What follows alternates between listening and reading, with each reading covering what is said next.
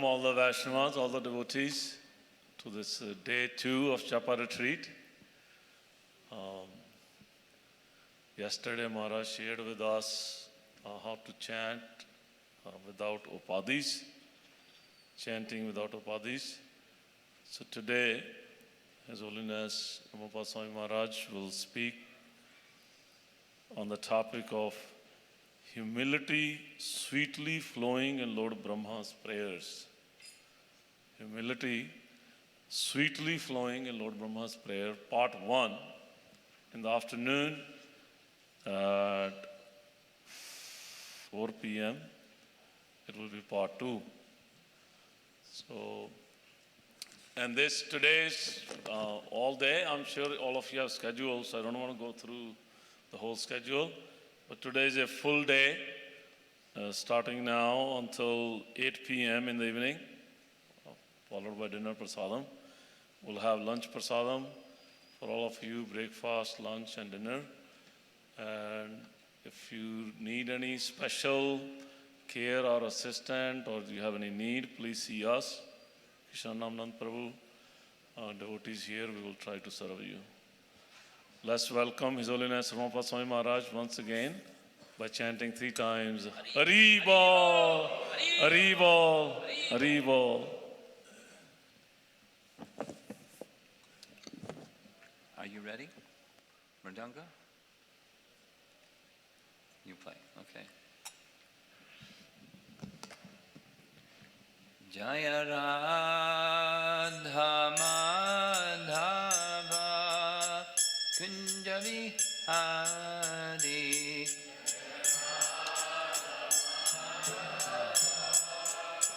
Kunja Vihari Jaya Radha Madhava Kunja Vihari Jaya Radha Madhava Kunja Vihari Go Prayers-part you play Mridanga. Can you get the PowerPoint on the screen, not text? PowerPoint, not text? Take 2.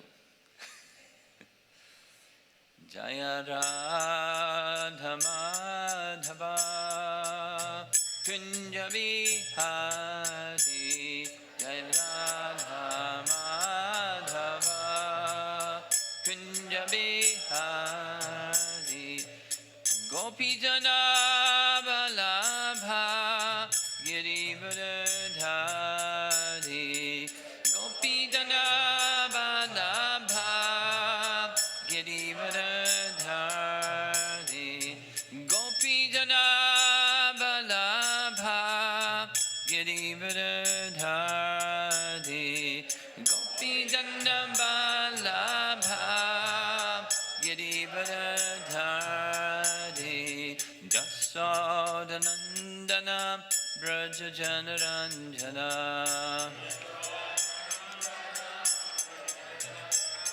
Jasodanandana Braja Janaranjana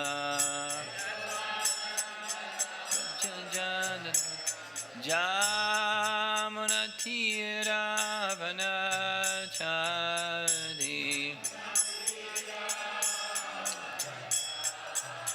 Jamuna Tiravanachari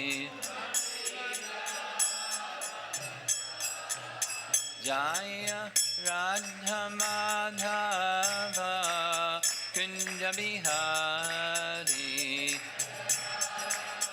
Madhava Kunja Vihari Jaya Radha Madhava Kunja Vihari. Bring that USB stick.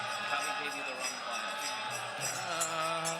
Kunja Vihari Gopi Jana Vallabha Girivardhari Gopi Jana Vallabha Girivardhari Gopi Jana Vallabha Girivardhari Gopi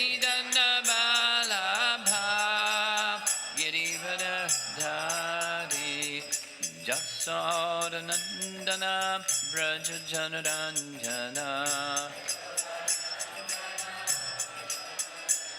Jasodanandana Braja Janaranjana Jamunatira Vanachari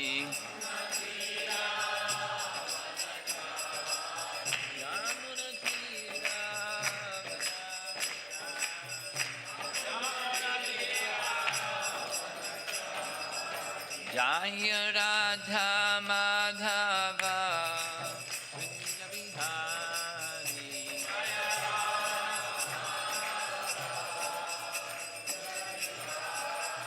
Jaya Radha Madhava Vrinda Vihari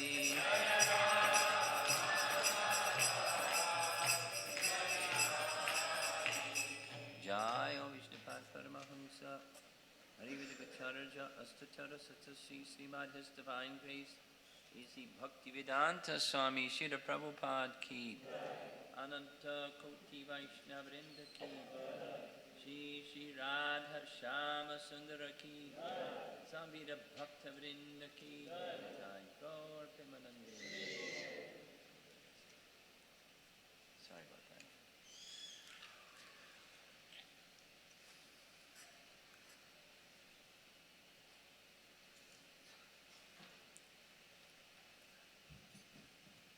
Are there persons here this morning that were not with us yesterday evening?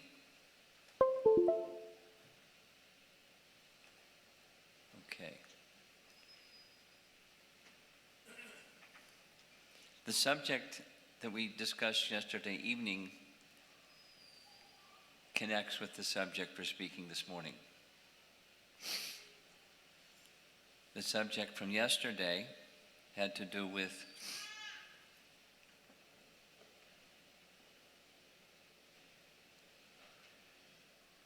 chanting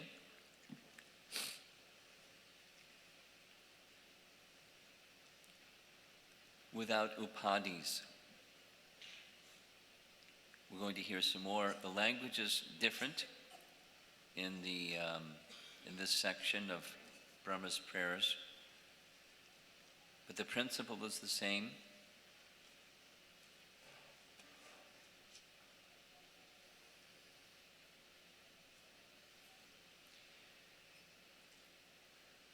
When chanting the holy name, we know this from Lord Chaitanya's teachings, that within each and every name, Krishna has invested all of his transcendental potencies, which is a lot of potencies.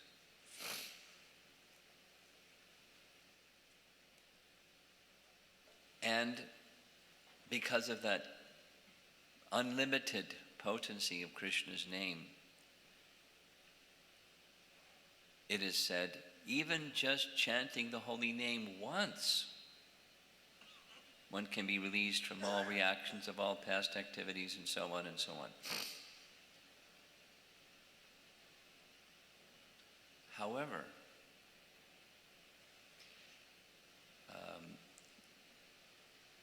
just like in the sky, the sun is there, it's daylight, it's not night, but we can't see the sun because there's clouds in the sky. Similarly, when the holy name arises within the heart, we may not experience the fullness of the potency of Krishna's holy name, because in the sky of our heart there's clouds of offenses, clouds that are arisen because of offenses, aparad. And using Bhaktivinoda Thakur's metaphor or his language, the mist of ignorance, it also blocks the brilliance of the sun.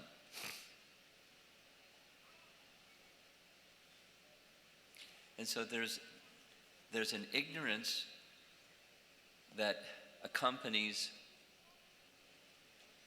misidentification of the self with the coverings. That's what was our topic yesterday. Upadhis, in one sense, just, bluntly, it's the designation of body. And then there's gross and subtle. Accepting that that's who we are instead of who we are. It's false ego, it's misidentification, it's an improper designation of who we are. Because of that, upadhi-ness, or misdirecting consciousness to what we aren't, when we chant, we don't experience the unlimited potencies of Krishna. It's blocked. So we discussed yesterday evening the importance of, at least while we're chanting Krishna's holy name, we're inviting Krishna, who's so kind, just by vibrating his name, by calling his name. Krishna's there in his fullness, in the form of his holy name. So at least while we're chanting, let go of these upadhis, at least strive to let go of these upadhis, these designations of the coverings, the clouds and the mist. And when we try to do that, we had a little exercise at the end of yesterday evening's class, chanting, and watch what the mind does. Instead of going to the holy name, it goes to the upadhis. So it's not our process is not a mechanical process. Our process is a devotional process. There's things that we do that may be done mechanically, but they're not going to be effective unless they're done in the mood of devotion, calling to Krishna to go beyond the coverings, going beyond our limitations, our attachments to illusory senses of who we really are. We can go on for millions, according to Chaitanya Mahaprabhu, Mahu Kari Yari Shravana Kirtana. One can go on for unlimited lifetimes, millions and millions and millions of lifetimes, chanting the holy name, and not get the intended result of chanting the holy name.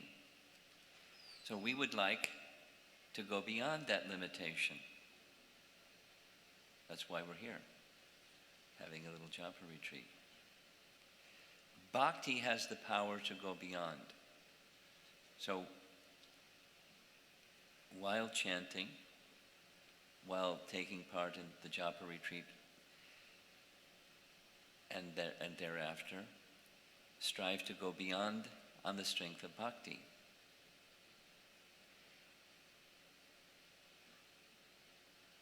The strength of bhakti to access the holy name requires humility. Chaitanya Mahaprabhu teaches that, doesn't he? Although Chaitanya Mahaprabhu, was recognizing Krishna has all of these, he's so kind, he makes himself accessible to anyone, everyone, very easily, without any niyamas, without rules and regulations, just chant. And each and every name has all of his potencies, and he has so many names. Krishna's kind, and Krishna's powerful, Krishna's magnanimous. I know all these things, but I have no attraction. I'm distracted. Durdaivam idrishi mahajani nanaraga. So the very first element in his teachings is humility. Trinadapi sunichena. So that's the theme. Behind going beyond upadhis, there must be humility. Humility is a nice breeding ground for genuine bhakti. We're going to hear these terms in Brahma's prayers. There's a connection between yesterday evening's topic and today's discussion.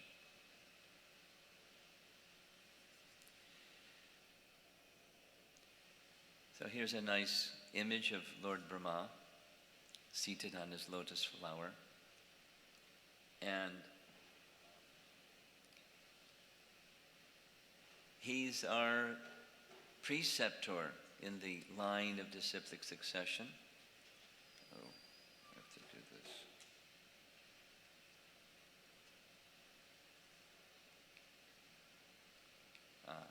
Oops. It's supposed to go slowly. There we go. So Brahma is instructing us, or Krishna is instructing us through his dear devotee, Lord Brahma. Lord Brahma's position is so important. There must be super qualified person to be Lord Brahma, and if there isn't a super qualified person, Krishna comes himself and takes that post. Must be. Is. Very, very qualified and very dear to Krishna. And, through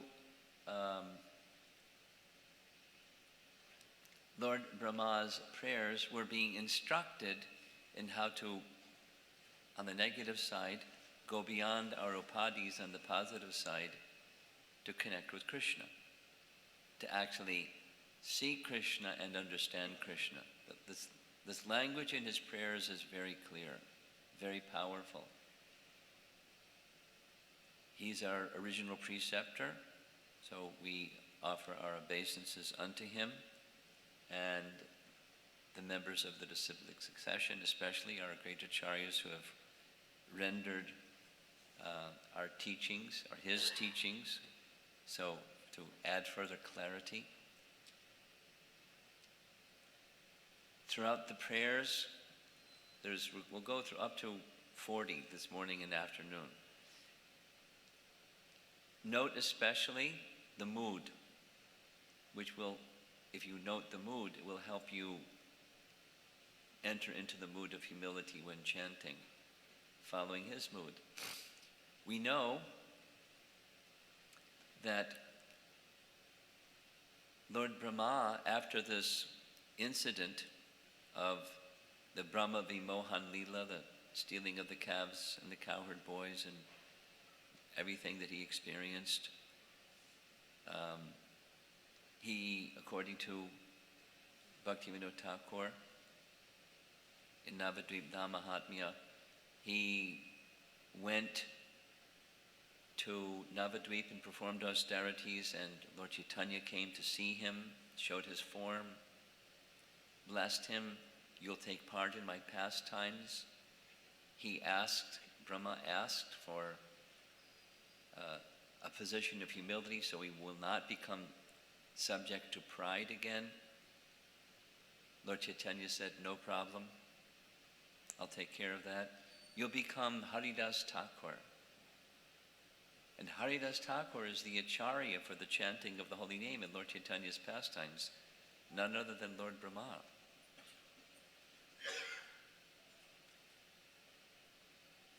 And another great personality, according to Lord Nrsingadev, there isn't a better example than Prahlad Maharaj of a devotee. In Prabhupada's purport, he lists the 12 Mahajans, some of whom are incarnations of the Supreme Lord. The best of all of them, the example, is Prahlad. And Haridas Thakur is also a partial incarnation of Prahlad Maharaj. So, very important person, very important mood. Please, as we go along, I'll remind you from time to time, because we might get lost in the story and forget the purpose behind the story. It's this mood of humility that Brahma is exhibiting that allows him to receive with eagerness and sincerity Krishna's mercy. And all kinds of things become revealed to Brahma in these prayers. So we'll try to hear them very carefully. The pastime of the Brahma Vimohan Leela begins with chapter 12. And in chapter 12, the pastime begins this way. As every day, Krishna, along with his cowherd boyfriends, they leave early in the morning after being bathed by Mother Jasoda and dressed by Mother Jasoda and nurtured by the love of Mother Jasoda. She's preparing Krishna. This is a painting from a wonderful scene in Brihat Bhagavatamrita, where the cowherd boys, they're just eager. They want to, Mother Jasoda, leave him alone, let's go. But she's so attached to her beloved son, Krishna, that she keeps running out and stops him, and she adjusts his garland, and he smiles and says, Mother Jasoda, I have to go now. He takes a few steps and she runs and makes sure he has enough to eat in his lunch bag. He smiles and says, I have to go now.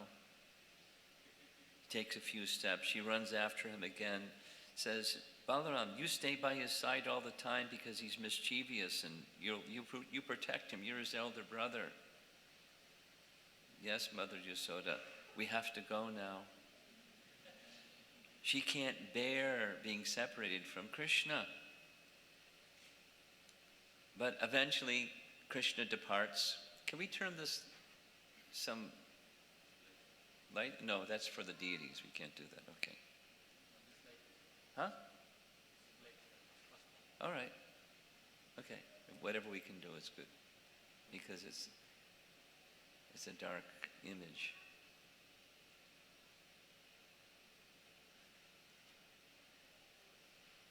No, off. More off. More off? That's it. Okay. Well, anyway, you can't see that so well. Looks really good on my screen.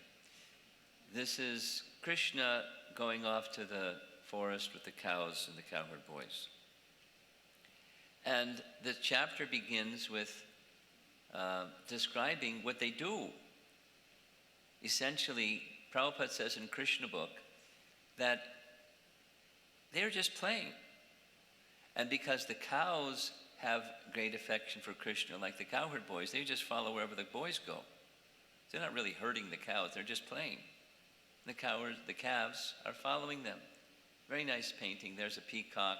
They're imitating the peacocks, imitating the frogs, imitating the birds. Sometimes wrestling, sometimes here's a nice painting of, this is taken directly from, again, Brihat Bhagavatamrita. This is Madhu Mangal. He's a Brahmana friend of Krishna, and Krishna snatched his lunch. And he went running, and Madhu Mangal is running after him, and then Krishna tossed the lunch to another boy, and to another boy, and another boy, and Madhu Mangal starts crying, "You're offending a Brahmana. You're going to get it. You're in big trouble. Give me my lunch." And they laugh and laugh, just like little boys. Sometimes they stop playing, and Krishna sits underneath a tree, and all the cowherd boys crowd around him, hearing Krishna's playing on his mystical flute, and many other descriptions of their playful activities. And then at some point, they're walking along the side of Govardhan Hill. You see Govardhan Hill in the background. And they see something they've never seen before. They cover this territory regularly. Instead, this one day, they see this huge cave right in the middle of the path. So as the boys get closer, what's this cave? Let's go check it out. And they smell this bad fishy smell coming out of the cave. And then they start to see these sharp teeth, fangs coming at the top of the cave, and they realize, wait a minute, this isn't a cave. This is a giant serpent lying in the road. But anyway, Krishna's always protect us. Let's go inside and see what's inside. So there's the cowherd boys walking right inside Aghasura's mouth. There's a very beautiful description that says, Krishna became bewildered by his own Yogamaya potency. Because Krishna is an enjoyer, he enjoys all kinds of things, including getting bewildered. And his bewilderment was, he wanted to call out to the cowherd boys, don't enter the mouth of Aghasura. And his reason was, you will be unable to bear separation from me even for a moment, what to speak if you enter into the mouth of Aghasura. But he didn't call out, bewildered by Yogamaya potency, his own potency. And then he withdrew that Yogamaya potency, and in fact, he himself entered into the mouth of Aghasura, who then closed his big mouth. I got him. Swallowed Krishna. Krishna exhibited one of his mystic potencies, Mahima Siddhi. He got bigger and bigger and bigger, and Krishna can get really big. So the body of Aghasura stretched and stretched, but at a certain point he suffocated, and the spirit soul of Aghasura left to the top part of his head. The mouth opened, the cowherd boys walked out. The soul of Aghasura went hovering in the air and entered into the Krishna's body. Everybody saw it. He achieved Sayuja Mukti. He merged with the body of Krishna. And the cowherd boys said, well done, well done. Let's go have lunch. Prabhupada comments that around 11 o'clock every day, a demon would appear. And Krishna would kill the demon, and that was the signal where it was time for lunch. Because if there wasn't a demon, then they would have just played and played. They would have skipped lunch because they were having so much fun. So, as you see from the painting, while the cowherd boys are having lunch, there's Lord Brahma, who had seen this killing of Aghasura. He had gone to Vrindavan to just pay his respects to Krishna, and he saw this pastime. And he became bewildered. What is the extent of the potency of this little boy?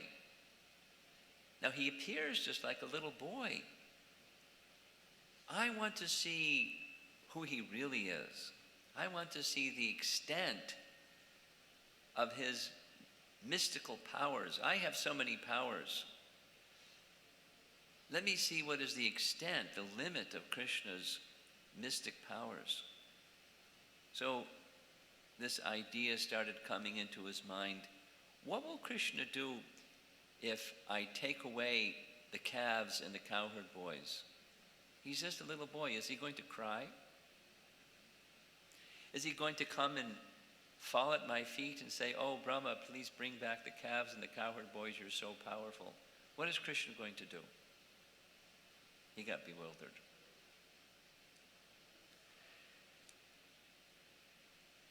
Here's a verse from this 13th chapter. Brahma, who resides in the higher planetary system in the sky, had observed the activities of the most powerful Krishna in killing and delivering Aghasura, and he was astonished. Now that same Brahma wanted to show some of his power and see the power of Krishna, who was engaged in his childhood pastimes, playing as if with ordinary cowherd boys. Therefore, in Krishna's absence, Brahma took all the boys and calves to another place. Thus he became entangled. For in the very near future, he would see how powerful Krishna was.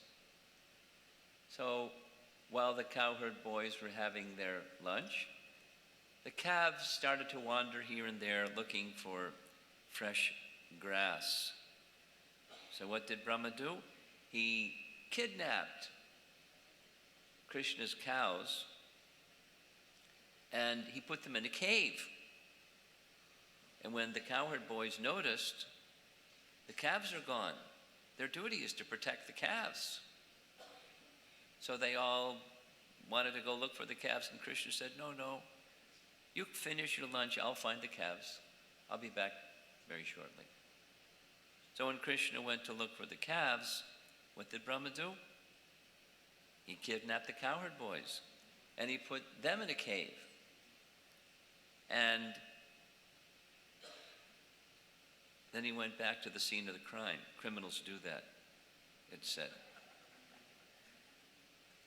Wanted to see what Krishna would do now that the calves and the cowherd boys were missing. And when he went back, what did he see? He said all the cowherd boys and all the calves seated together. There's Lord Brahma up on his Vimana, his swan carrier. He was bewildered. I just put the calves and the cowherd boys in the cave, so we went back to the cave. And there they were in the cave. Now he's really bewildered. He went back and again he saw all the calves and the cowherd boys seated there. But then Krishna exhibited his Yogamaya potency once again for the benefit of Lord Brahma. And the Bhagavatam, chapter 13, describes each one of the cowherd boys and each one of the calves became Vishnu forms. Simultaneously, as you can see from the painting, there's the cows, there's the calves, and each one of them simultaneously manifested Vishnu forms. The boys didn't disappear. Vishnu forms appeared. And, not only that, each of the Vishnu forms were surrounded by all kinds of personalities, each one.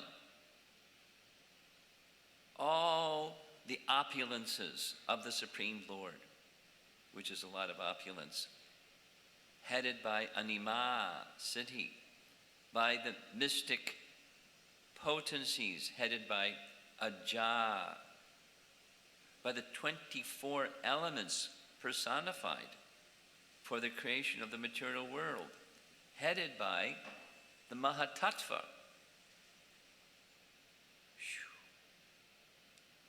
And they were all singing his praises, because that's what they do. And then Lord Brahma saw Kala, Swabhava, Samskara, Kama, Karma, and the Gunas, their own independence being completely subordinate to the potency of the Lord. They had all taken forms and were worshipping each one of these Vishnu Murtis. And the personified Vedas were singing the Vedas. What a cacophony of sound vibration. What an amazing display of potency, according to the verse in 13th chapter. Krishna exhibited his Atarkya Nija Mahimani. Tarkya means logic. Like this phrase from Vedanta Sutra, Tarka Apratishta. By logic, one cannot establish the absolute truth. Tarka. So atarkya means it's illogical or inconceivable. Opulence, as we say in the vernacular these days. He was blown away.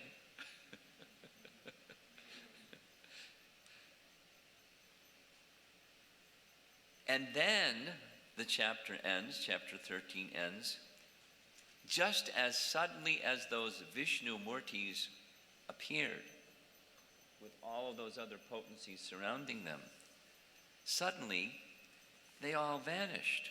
They just disappeared. Just going to read how Shukadev Goswami describes this.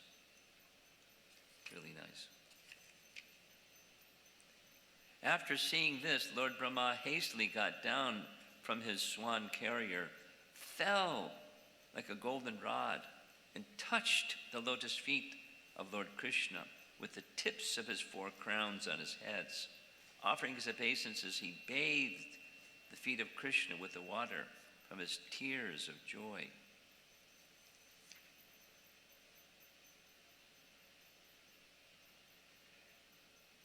Go back a couple of verses.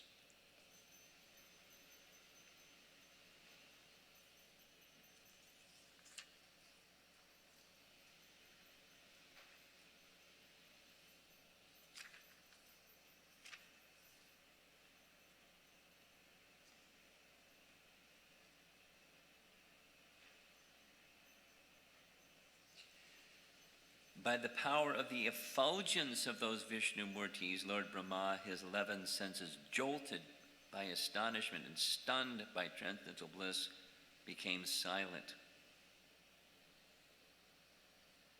Just like a clay doll in the presence of a village deity.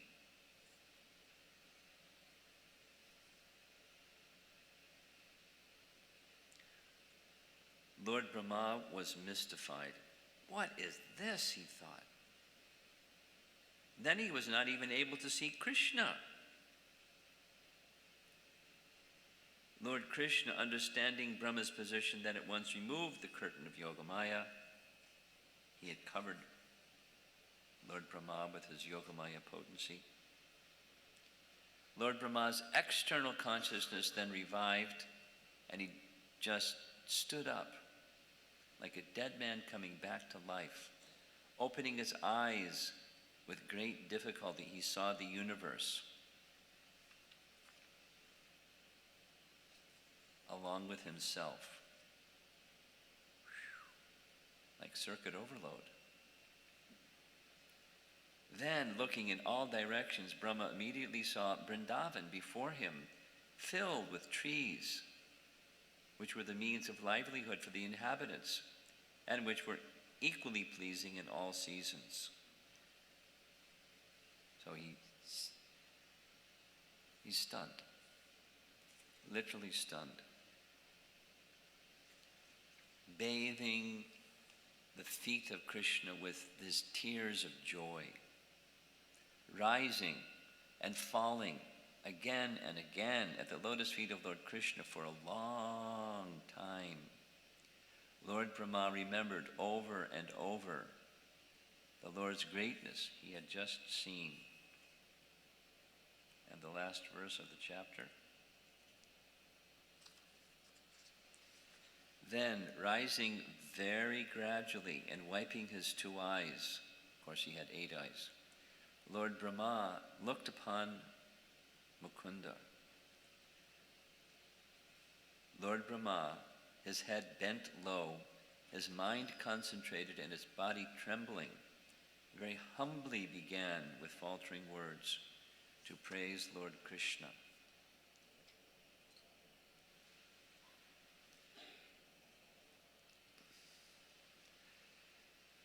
He's in a really humble mood.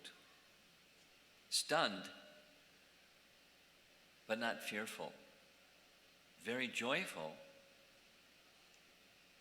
but very, very humble. And he then offers some very, very beautiful prayers. That's the section which the subtitle I've given this is, how are you to know the unknowable? Who possesses unlimited potencies? Well, by humility.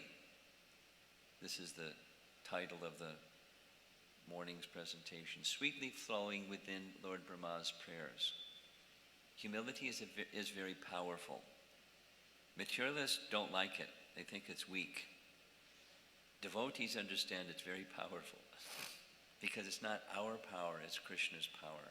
Let Krishna's power take over or descend upon us And when Krishna's power descends upon you, there's no limitation at all. So his initial prayers start, we're going to go through 1 through 8. This is how to know the unknowable, possessed of unlimited potencies. So the contrast, because of the light, you can't read all of this so well. What I've done is taken by color coding, matched what the translation says with the words in the Sanskrit. So because you can't see it so well, I'll just have to mainly speak it. The first of his prayers. My dear Lord, you are the only worshipable Lord, the Supreme Personality of Godhead. This word, idya te, he has this realization. Krishna is the absolute truth. He's the source. He's already shown it. He's the source of everything. And everything that's the source of other things, Krishna is the source of that too. There may be causes in this world. Behind those causes, Krishna is the cause of those causes. He's the cause of all causes. He's the absolute truth. Therefore, he's worshipable, exactly as Krishna says in Bhagavad Gita, the first of the Chatur-shloki verses. Any one of these verses, we could easily spend a whole class just discussing one verse. We're going to try to cover 12. Aham sarvasya prabhavo matak sarvam pravartate. Krishna says, I am the source of everything. And when you understand that about Krishna, he's just shown it to Lord Brahma. He's the only worshipable Lord. Idyate. And therefore I offer my humble obeisances and prayers just to please you.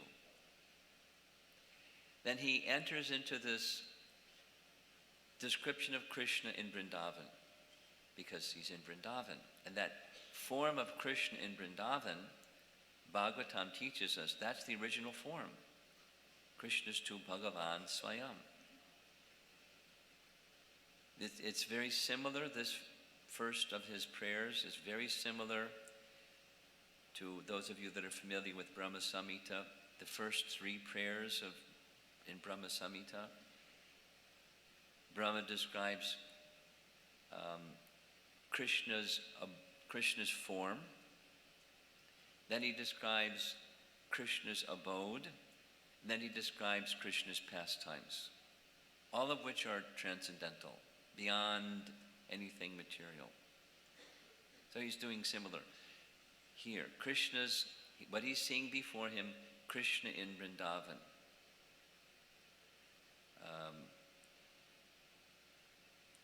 O son of the king of cowherds, that's this term here.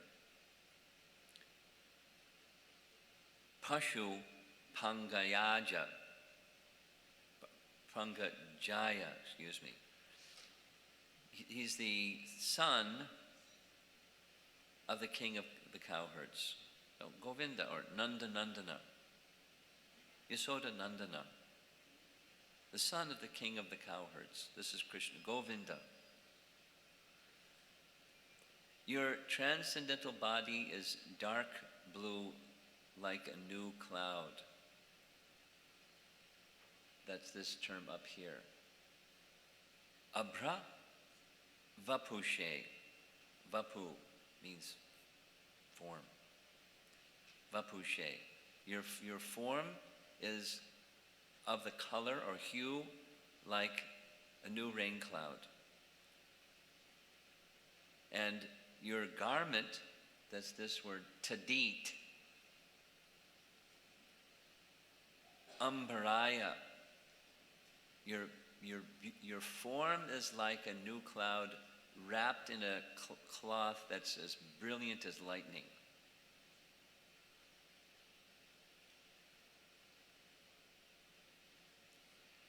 and the beauty of your face. Lasan Mukhaya is enchanted by your gunja earrings. That's this term here. Gunjava tangsa. In Vaikuntha, the contrast is, in Vaikuntha, there's jewels, money. And in Vrindavan, there's chintamani. Everything is not only jewel-like, but is fully conscious. But even the opulence of the gunja berries just grow on trees. But Krishna likes them. He likes them more than he likes jewels. The jewels of Vaikuntha, but to speak of diamonds and other things that people covet. As far as Krishna is concerned, these are more delightful, more enjoyable. So he wears gunja earrings. And just like those of you that have read Chaitanya Charitamrita, when Chaitanya Mahaprabhu was personally worshipping a Govardhan Shila, one Brahmana gave him this gift. And he adored Govardhan like he adored Krishna.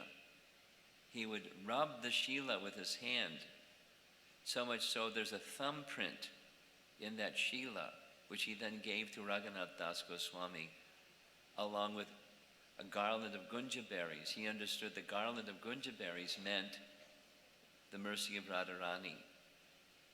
The gift from Chaitanya Mahaprabhu to Raghunath was residence at Govardhan and Radharani's mercy. That's what he understood, and it was true. So Krishna is wearing gunja berry earrings, and to him they're far more opulent than any jewels in Vaikuntha, or what to speak of heavenly or earthly realm. And then, of course, Krishna is not complete without his peacock feather, and that's this word, padi picha. He has a peacock feather in his head, and he's wearing a garland of forest flowers and leaves. That's this term. Vanya sraje. Vanya sraje, the products of the forest. Flowers, forest leaves. That's what Krishna likes. Very natural things from Vrindavan, because all the trees of Vrindavan, they're wish-fulfilling trees. They supply what everyone wants, what to speak of what Krishna wants. He likes the flowers and leaves from the trees. He's making the trees happy, the trees are making Krishna happy. That's Vrindavan, the land of love. And equipped with a herding stick, a buffalo horn, and a flute. That's these terms here. Vetra, Vishana, and Venu. Venu we know is a flute. But these others, a buffalo horn and a herding stick. This is Krishna's paraphernalia. You know, Lord Vishnu has the four symbols of Vishnu. Krishna has a buffalo horn, a herding stick, and a flute. That's his paraphernalia.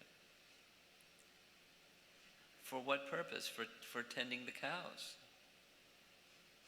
He blows on the buffalo horn to call the cows.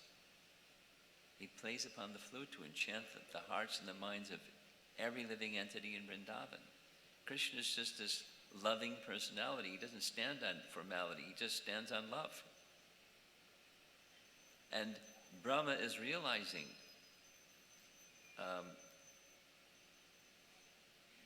this loving nature of Krishna, who is very clearly just exhibited the divinity, that even the Vishnu forms are his expansions. What to speak of the cowherd boys, who are expansions of Krishna's energy. So whether it appears to be the Supreme Lord Vishnu or his part and parcel living entities or the objects of this world. They're all coming from Krishna. And what's he doing? That's his decorations. What he's doing is he's standing with unblinking eyes, looking eye to eye at Lord Brahma, holding in his left hand a lump of yogurt and fruit, smiling, saying nothing, because he's already shown him everything. He doesn't have to say anything. You stand beautifully with a morsel of food in your hand. So, this is Krishna's form being glorified in his supreme position of the paraphernalia decorating Krishna, his appearance. And Krishna considers Brahma, why are you worshipping me? You're Lord Brahma. Brahma literally means that you're the greatest, most powerful, most knowledgeable, all-knowing person in the universe. That's you. Why are you offering your obeisances to me?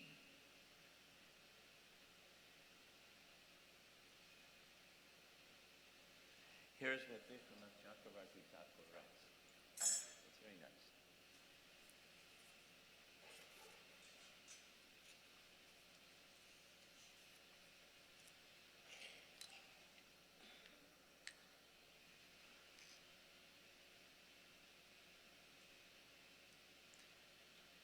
You are the master of all powers in this universe.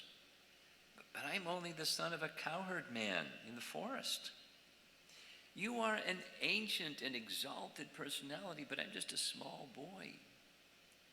You are knowledgeable of all the Vedas and endowed with most exemplary conduct, but I'm an ignorant keeper of cows, not even gone to school, and so unaware of proper conduct that I run around with some yogurt and rice in my hand.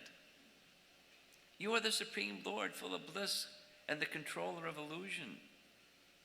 But I'm bewildered by your illusion, wandering about the forest, grieving over lost calves. Thus I'm not qualified for your praise. So,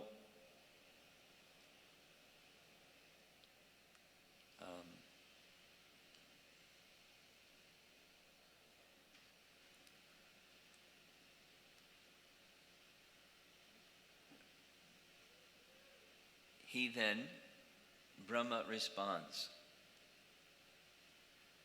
with the following verse.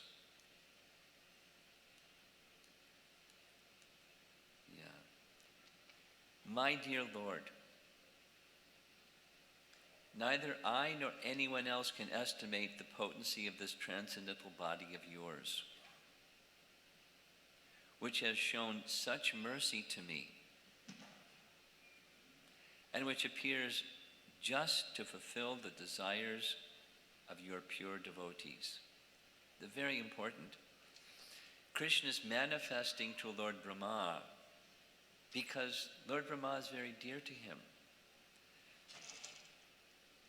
But what to speak of Lord Brahma, the residents of Vrindavan? They're seeing Krishna all the time. They're seeing Krishna all the time. It's like what the gopis say about Krishna. What great austerities has these, Shukadev Goswami says, what great austerities these cowherd boys have done, that they're with Krishna all day long. But it's not just austerities, it's the intensity of their love. Because of their intensity of their love, Krishna shows himself, and not just shows himself like with Lord Brahma, and then he doesn't have that association any longer. They're in his constant association.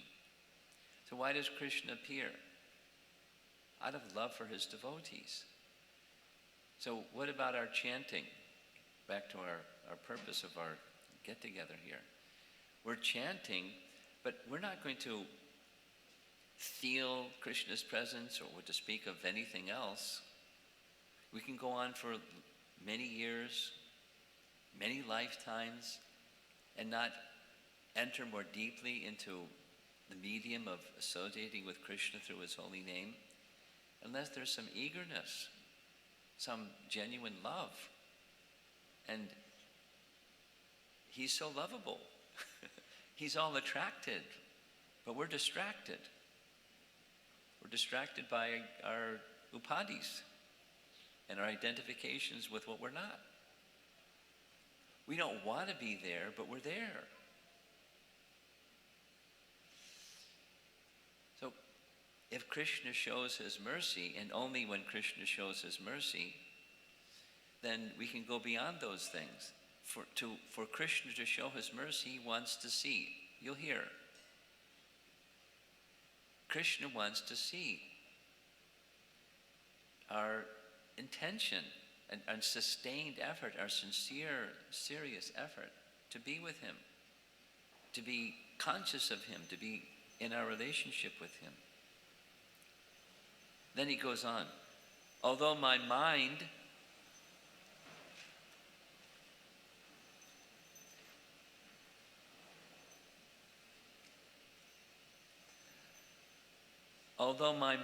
is completely withdrawn from material affairs,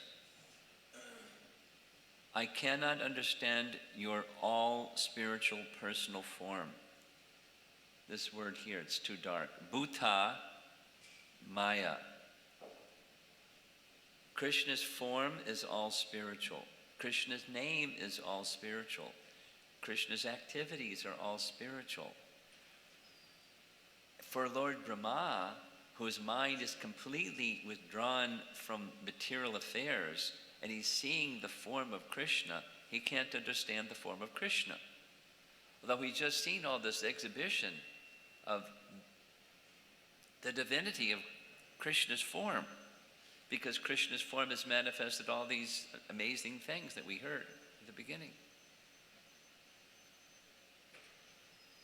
So what to speak of us, who are identifying with what we're not, where our minds are absorbed in material affairs. And even our devotional service is mixed with our identification with the body rather than identification with the spiritual conception, like we heard about the upadis yesterday evening, that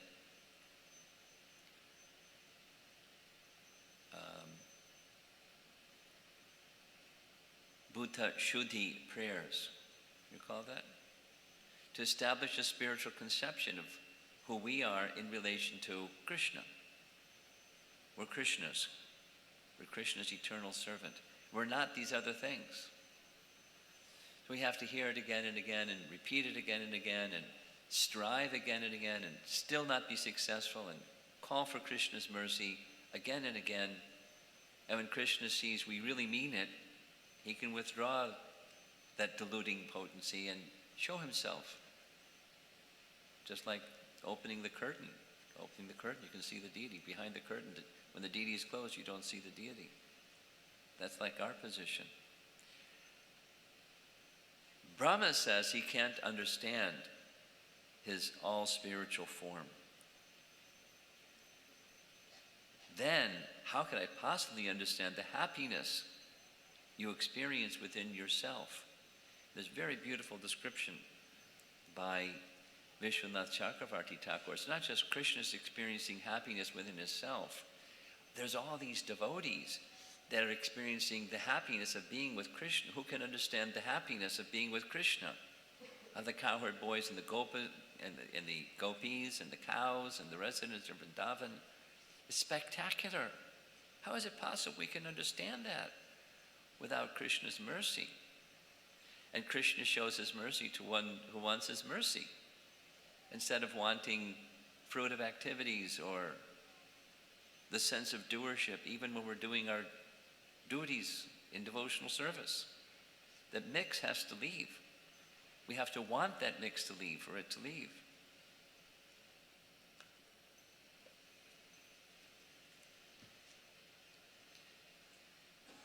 Vishwanath Chakravarti Thakur expresses,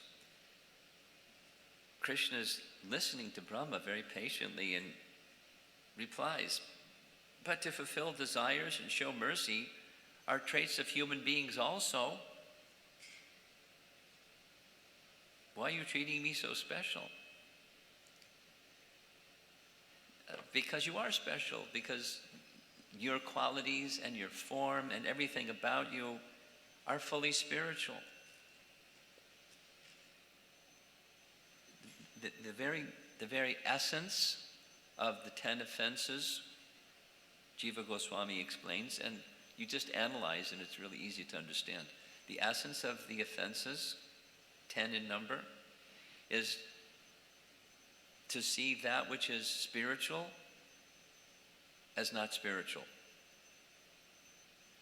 And go through the list. I invite you to do that. Starting with the devotees of the Lord, etc.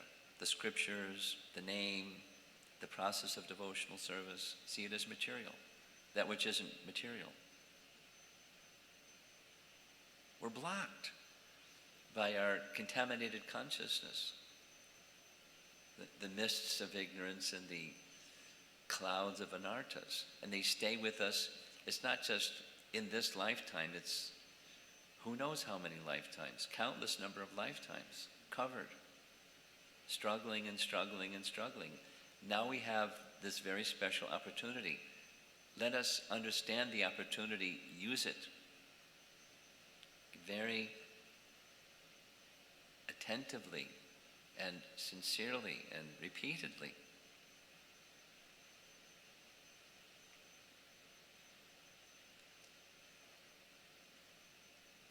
Brahma, his mood is to say to Krishna, I desire to examine the extent of your potency. I desire to understand how you will react to my showing my power.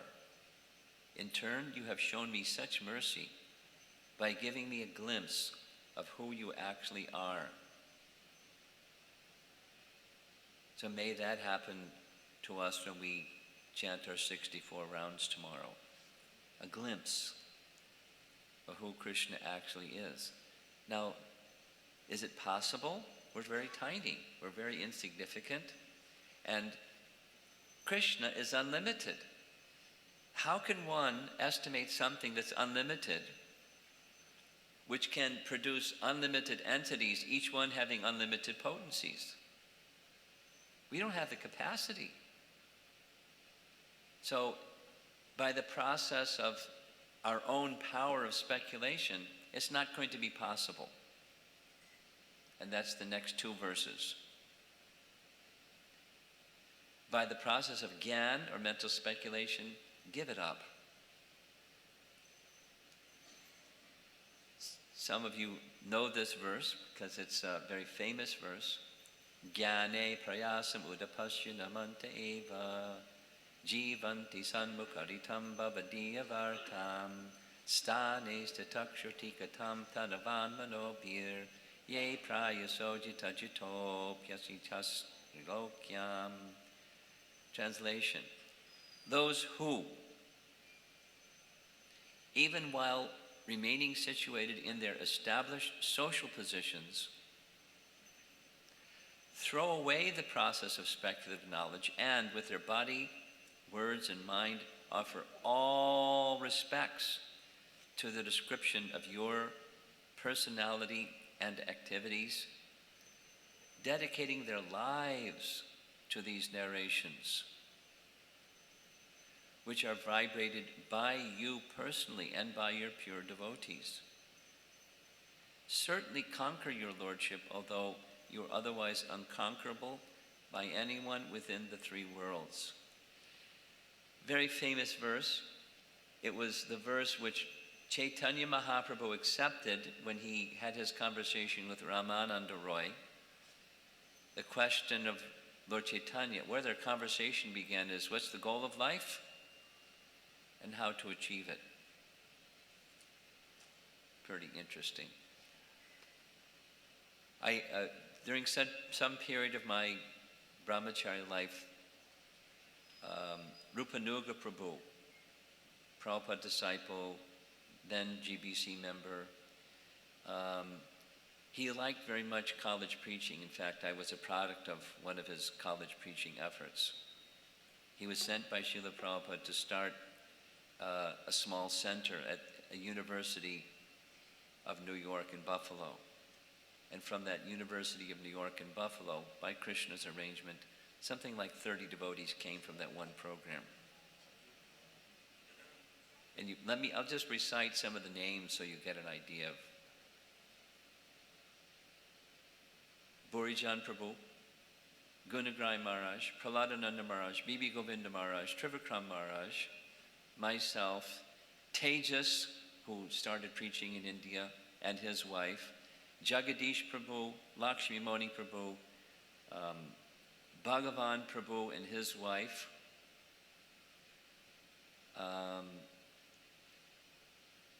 Narottam-Ananda, who became the head pujari in Bombay, Satya Narayan, who's a BBT trustee for Eastern, whatever it is, Southeast Asia, and a whole bunch of others I'm sure I'm just not remembering right now. It was a very powerful program. He loved college preaching. So after he left Buffalo, Prabhupada brought him to New York.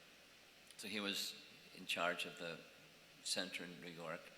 And so I would go with him on occasion for classroom programs at colleges. He just had this liking for college outreach. So it's a little break from Brahma's prayers, but it's just, you'll see the connection. Rupanuga was naturally bald. He looked like a movie star. Yul Brynner, very tall, stood very straight, looked very serious, an intense personality. And he would go into the classroom. The kids are all seated there. He wouldn't say a word. He was like a mystic. He set up like a cloth on the floor, a picture of, Krishna sitting on the rock, Gopal Krishna, that picture. And then he would take a bell, or he light some incense. He didn't say a word.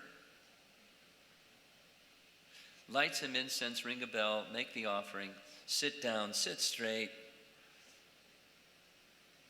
look at them and say his first words, like what's he going to say? His first words were, "What's the highest truth you know?" That's how he began.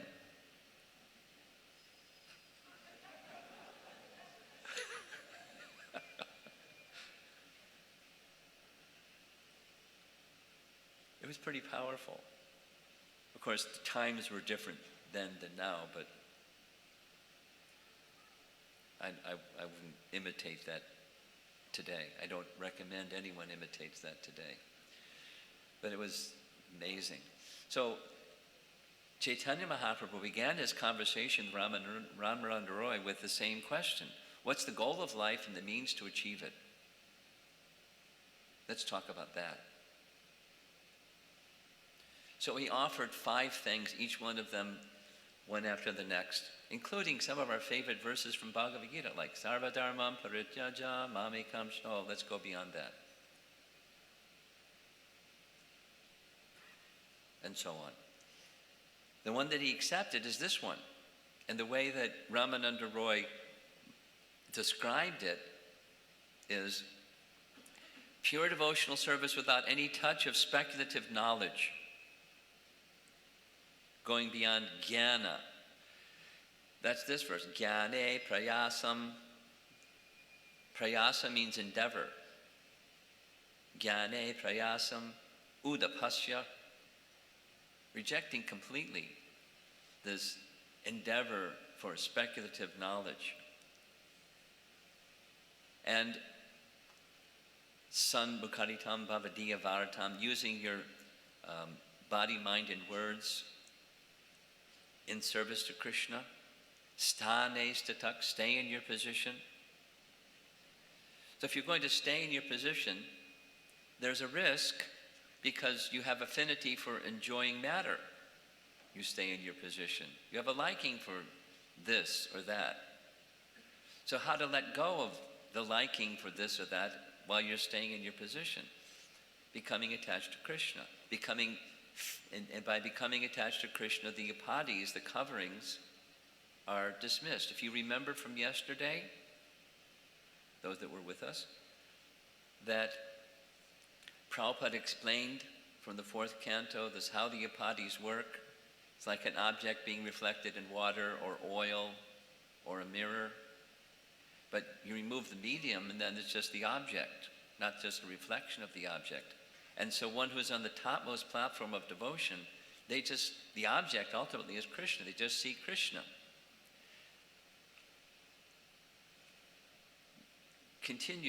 This is the same topic continuing. In the Hamsa avatar, there's a form of the Lord who took the form of a swan, and you see he's instructing Brahma and the 4 Kumaras. And within his teachings, there's this teaching that says if we don't see the factual relationship between matter and Krishna, we're not seeing accurately. Stane stitak. Stay in your position. You utilize your senses with the objects of the senses. That's bhakti. It's not withdraw the senses. You extend your senses in the field of the material energy in service to Krishna. So if you don't see the connection between matter and Krishna, you're going to be covered by Maya, or softer, you won't see things as they actually are. You certainly won't see Krishna. You'll see an opportunity for sense enjoyment. Bhakti is the potency, the power that permits us to see Krishna and things in relation to Krishna. Remember that image of a tree and Prabhupada saying on the platform of bhakti, one doesn't see the tree, you see Krishna?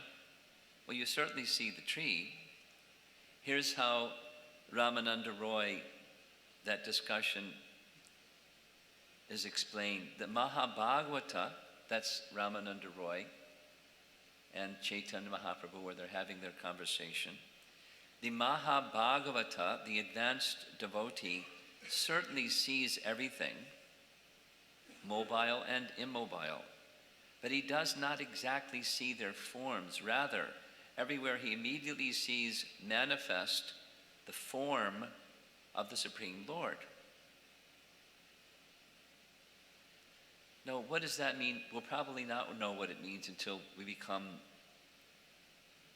of that standard. That is to say, attachment for Krishna. And how are we going to get there? Answer: the holy name. When you're chanting the holy name, don't be multi-processing what your day is going to be or whatever all the other things that the mind goes to. Just do one thing. Associate with Krishna. Because that's all that's going on anyways. You're chanting and hearing the sound vibration, the form of Krishna as his holy name, Nama Prabhu. If you do that properly, then when you're doing your activities of the day, your duties, they can be in the category of upadhis, you'll just see Krishna, opportunity for service to Krishna. Especially this 8th prayer. We're only into prayer number 3. The hands of the clock keep moving, so I'm going to have to move along with the hands of the clock. But these are prayers that can instruct us. If we hear them properly, they can strike the heart in such a way we can go beyond being dull. And we can become Krishna conscious through the medium of chanting and Krishna conscious in all of our daily activities, the goal of life and the means to achieve it. Later on in these prayers, there's a very nice description. It comes to it's in response to what Brahma is saying about how much happiness you're feeling, what to speak of the residents of Vrindavan. Later in this chapter, Brahma says, you have already arranged to give yourself to Putana and her family members. So Putana had two brothers, Baka and Agha. Those aren't even nice names, Agha. So Aghasura. And Baka. Elsewhere in the third canto, Uddhava refers to Putan as Baki, because she's the sister of Baka. Baki. So Krishna gave himself to Baki or Putana and Bakasura and Aghasura. How? He entered into their mouth. He touched his body to the contaminated parts of their body and purified them. We'll see that in just a moment. So as Krishna gave himself, his transcendental, spiritual, Vrindavan, original personality of Godhead form, directly contacting them, he purified them. What's he going to do for the residents of Vrindavan? What's left? That's Brahma's amazement. Krishna, you're unlimitedly merciful. What kind of mercy are you going to give to the residents of Vrindavan? He's realizing Krishna's nature, and he's realizing the love of the residents of Vrindavan, and what are you going to do to reciprocate with them? Here's a nice painting showing Krishna allowed Bakasura with his big beak. Krishna allowed himself to enter the beak of Baka. But Krishna also arranged that Baka couldn't swallow him. So he just got in his beak and purified him. And then he bifurcated his beak and he gave up his body. And with Aghasura, Krishna entered within the body, the mouth and the body of Aghasura. Krishna gave himself. This is a verse from that chapter 13. When Krishna entered the mouth of Aghasura, the demigods hidden behind the clouds exclaimed, "Alas, alas!" But the friends of Aghasura, like Kamsa and other demons, were jubilant. But then, after purifying Aghasura, Krishna liberated him. You're so kind to these persons. What are you going to do for your devotees? One of my favorite paintings is this. Just see the love of Mother Jasoda. We know the love of a mother for the child. What to speak of the child is the personality of Godhead, and the mother is his own Shakti Tattva. And here comes Krishna, after being away for the whole day. Mother Jasoda extending her arms, Krishna extending his arms, big smile. Nanda Maharaj standing by her side. Waiting back here, the young gopis with their offerings for Krishna. Krishna's cowherd boyfriends just having all their fun, having been playing with Krishna all day long. Standing next to Krishna's one calf. Like this, all the 5 rasas are in this one painting. This is Krishna in Vrindavan. How are you going to reciprocate? He's going to reciprocate with loving feelings. Not just entering into their mouth or touching them. And what to speak of the gopis? Just by his sidelong glance, which then enters into the eyes of the gopis, from the eyes of the gopis into the hearts of the gopis. There's this beautiful expression when Krishna is entering into Dwarka. The ladies are up on the rooftops because they're shy, and they're seeing Krishna, So Krishna reciprocates with their love just by glancing at them. And the description is, Shukadeva Goswami or Sutta says, by seeing Krishna, Krishna enters into their eyes, Krishna enters into their hearts, and their heart of hearts, they're embracing Krishna, being as fully satisfied as if they were embracing Krishna with their arms from their hearts. So what to speak of the residents of Vrindavan when Krishna gives his sidelong glance? His glance is very powerful. Very powerful. We know this from many things. Brahma Samhita, with any one of his limbs he can do anything any one of his other limbs can do. He's all powerful. Radharani is in the center here. She has her crown on.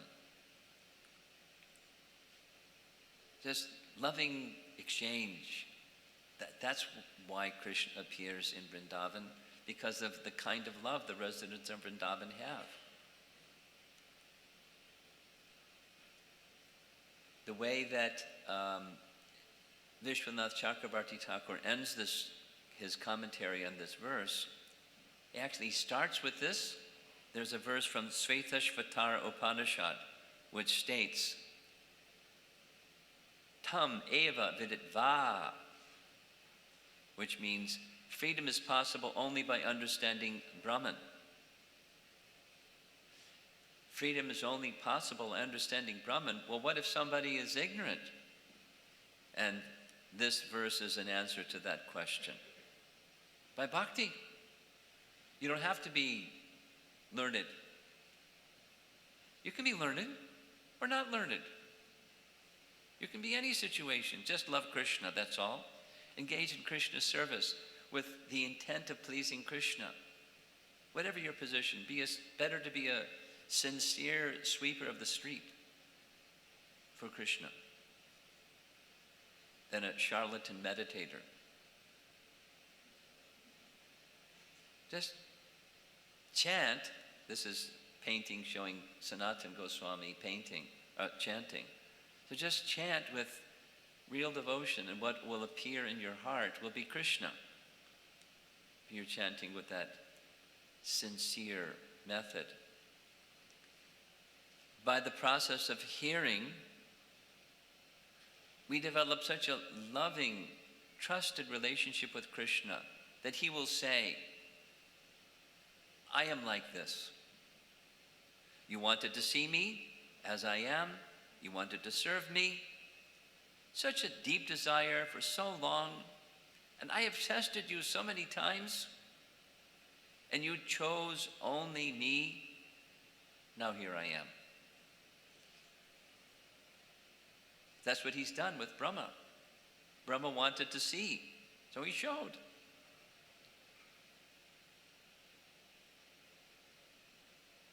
Bhakti is the means of going beyond the upadhis, the designations of coverings and sense of who we are and all that illusory stuff.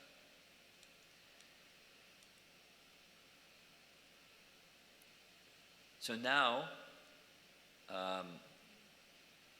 the next verse goes on. After this Gyane Prayasam Udapashya Namanta Eva, he's going to say something more about this bhakti process compared to the jnana process.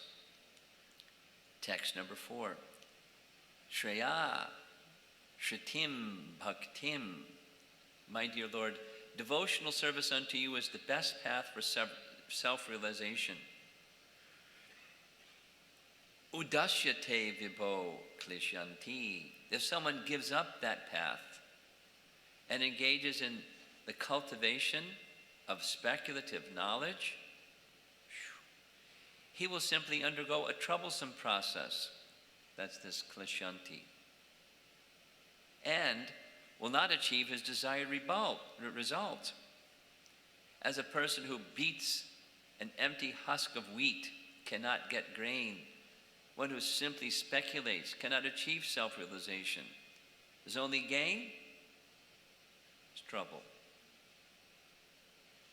Now, Prabhupada has said this over and over again without necessarily referring to the verse, but the verse is so beautiful.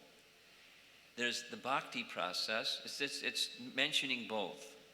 The bhakti process and the jnana process. The bhakti process is being described as the Shreya Shritim. Shreya means the best.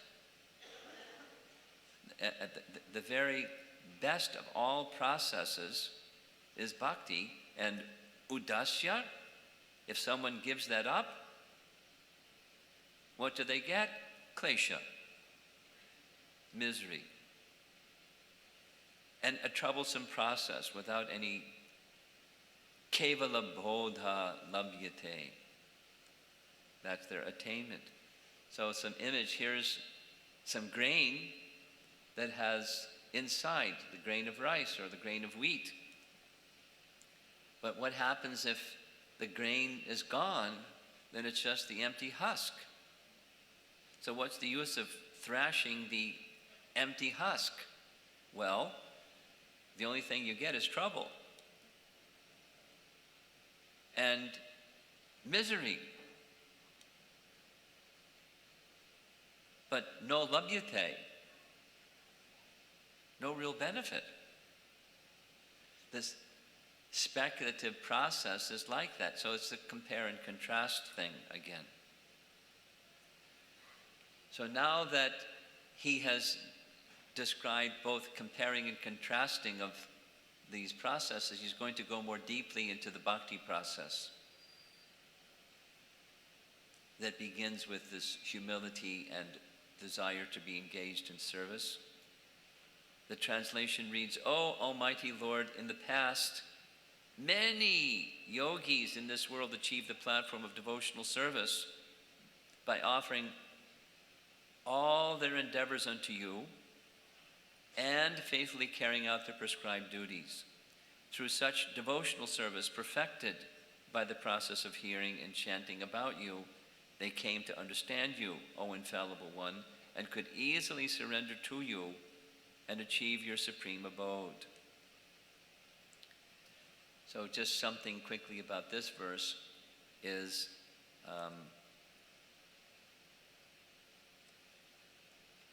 there's two ways of reading it. Something very similar to what Kapila Dev describes to Devahuti, the process of meditation, which is the means of perfection in Satya Yuga, is meant to bring one to bhakti. Even dhyan or meditation is meant to bring one to bhakti. It's not that you have to give up meditation. You meditate on the position of being Krishna's servant and contemplating how to serve him nicely and carrying out those activities.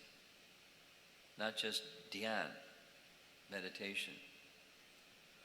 Then in that way it matures into devotional service. And it's perfected, very important, kato paniyataya, this term here. It's perfected by the process of hearing and chanting.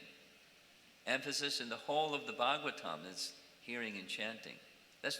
Devotional service begins with hearing and chanting. The beginning, the middle, and the end. Process becomes perfected that way. And by that hearing and chanting, the inspiration to serve, the clarity about who Krishna is and why we should want to serve him, strengthening our desire to want to serve him, and then Krishna discloses himself. Verse number 6. Non-devotees, however, cannot realize you in your full personal feature. Nevertheless, it may be possible for them to realize your expansion as the impersonal Supreme by cultivating direct perception of the self within the heart. But they can do this only by purifying their mind and senses of all conceptions of material distinctions and attachment to material sense objects. I purposefully underlined this part, this term up here, avikriyat. and highlighted it down at the bottom because it's very similar to the upadhi notion or concept. Conceptions of material distinctions. Upadhi. Accepting that the designation of body and mind as who we are. So even in the impersonal process, you have to do that. Say it the other way. You can't achieve impersonal realization, Brahman realization, holding on to upadhis or the sense, the conception of material distinctions. You cannot. You have to go beyond that. So devotees have to go beyond that. The impersonalists have to go beyond that. A transcendentalist has to go beyond that. And we're meant to go beyond that. We have our body. We have to do something with it. We have to use it in Krishna's service. When we do the things that we do in Krishna's service, we don't identify with the body. At least we're instructed to not identify. We're doing service. The body is an instrument of service. The senses, the mind, the limbs, our abilities, it's things given to Krishna, by Krishna to us that we use for his service, but it's not who we are. It's too easy, we're so conditioned, it's too easy to forget the purpose behind the activity. We become attached to the activity. Just like someone was describing yesterday while chanting, I was thinking of, an act of compassion for a friend of mine, and what can I do to help this friend of mine? And the activity of compassion is very nice. It's very easy to do activities of compassion or anything, forgetting Krishna, and think it's nice. So how do we get beyond that? It starts with chanting properly. Chanting where we're attentive to Krishna. That's the challenge. Tomorrow morning when you start your 64 rounds, I challenge you.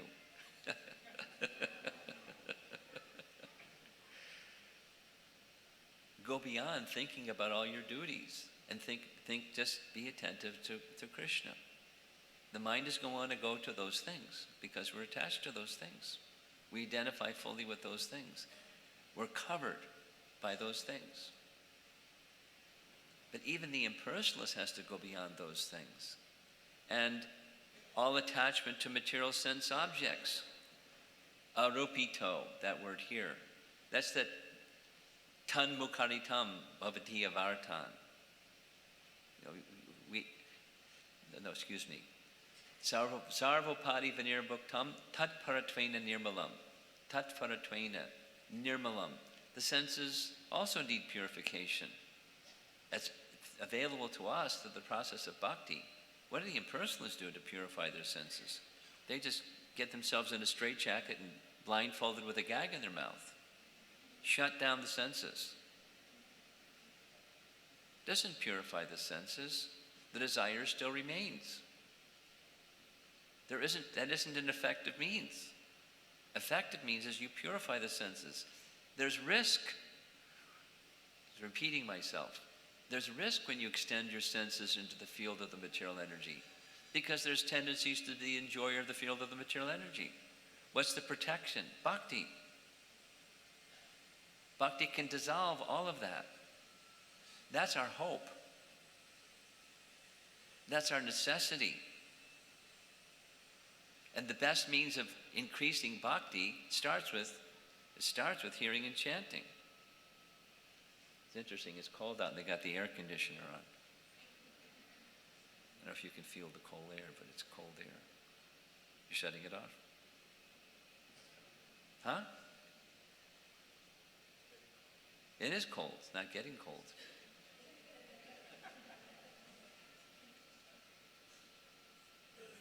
I guess, anyway, Hare Krishna. So you see the connection right in Brahma's prayers? So that's the necessity. Krishna is very kind. Krishna can disclose his impersonal feature to even someone who's not a devotee. There's still the pre-requirement or prerequisite. And they may, as the phrase goes here, svanu bhavad, that's this term here, svanu bhavad, what has been translated as cultivating direct perception of the self with a capital S within the heart.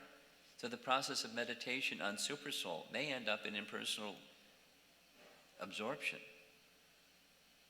If there's aversion to the personal feature of the Supreme, what's the solution? Associate with devotees and understand, for example, from Lord Brahma, the very personal nature of Krishna. His form is not material. His affection is not material. His affectionate exchanges with the residents of Vrindavan is not material. Although worldly people may think like that and maybe even imitate what Krishna does. We're almost done with his prayers. Whoops. Text number 7. In time, far out verse, learned philosophers or scientists might be able to count the atoms of the earth, the particles of snow, or perhaps even the shining molecules radiating from the sun, the stars, and other luminaries. But among these learned men, who could possibly count the unlimited transcendental qualities possessed by you, the Supreme Personality of Godhead, who have descended onto the surface of the earth for the benefit of all living entities? Somebody was pointing out to me last time I visited in Seattle, riding from the airport, going back to their home, and over there was, it's Mount Hood, right? You can see from the road? Rainier? Rainier, okay. So they just kind of, in the course of discussion, said they've done some statistic of how many tons of snow falls on Mount Rainier per year. I was thinking of this verse. How many particles of snow is that? And that's just Mount Rainier. What to speak of all the particles of snow on the earth planet. Supposing someone could count that. What Vishwanath Chakravarti Thakur says, Lord Sankarshan, he can do that. He's not a jiva, he's an unlimited personality. He's a direct expansion of the Supreme Lord. He can count particles of snow or all the particles of light in the sun and all the luminaries in the universe. But he can't find the limit of Krishna's qualities.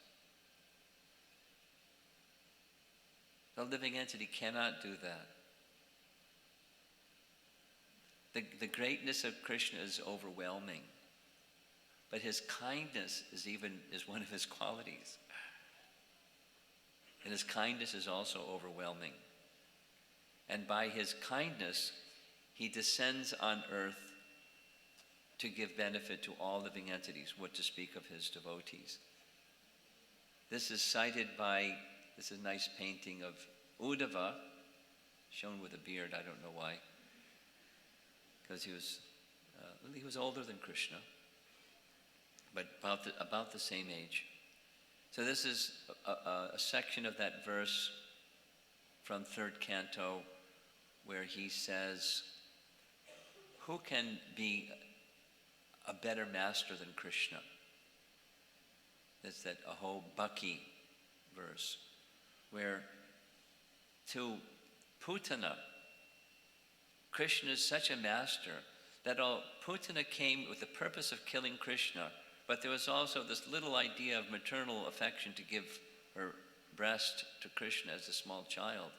So Krishna reciprocated with that and gave her a position of, in Goloka Vrindavan, as an assistant to Mother Jasoda, eternally engaged in her loving service. How shall I take shelter of one more merciful? And Uddhava was not only a dear devotee of Krishna, but fantastically learned and wise. We'll just take it from Uddhava. There isn't a better master than Krishna. So here Brahma is declaring, Krishna, you have unlimited qualities, and each of those qualities is expandable to an unlimited degree. It's all inconceivable. So how are the impersonalists going to realize these qualities? They can't. So just to amplify this, how are you going to think of something that's unlimited? Or like, how are you going to think of infinity? You can't. Well, that's the definition, but in the mind, can you think of something that's unlimited? You can't.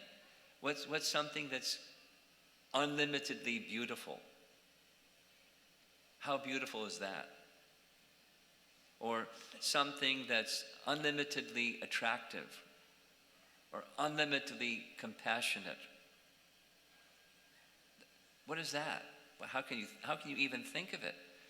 Well, that's what Brahma is saying about Krishna. He has all these unlimited qualities unlimitedly, and they expand themselves unlimitedly, and through them, Krishna does unlimited things. So now the final verse in these initial prayers, we're already at 9:25. Brahma wants to speak about Krishna's both the internal and the external activities of bhakti. So here we go. Excuse me. Yeah.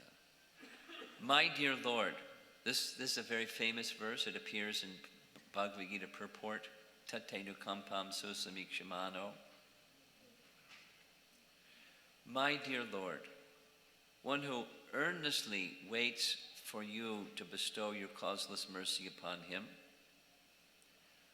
all the while patiently suffering the reactions of his past misdeeds, and offering you respectful obeisances with his heart, words, and body, is surely eligible for liberation, for it has become his rightful claim.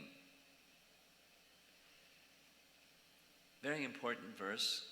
Whenever you feel beaten up by the material energy, something banged you over the head and you're lying, wondering what happened. It's a nice verse to remember. Say it again and again in the mood of Lord Brahma. So this is describing three important internal cultivations in the bhakti process. So listen carefully. The first one is this anukampam, susamikshimano, is expecting Krishna's mercy. Circumstances of life can be sometimes this and sometimes that. There's duality here. But we should know that behind those circumstances of life, there's Krishna. And Krishna is unlimitedly merciful. So, internally, whether it's this or that, the teaching that Brahma is giving, the internal cultivation of bhakti, is to expect Krishna's mercy. And I'm going to read something from Nectar Devotion about that in just a moment.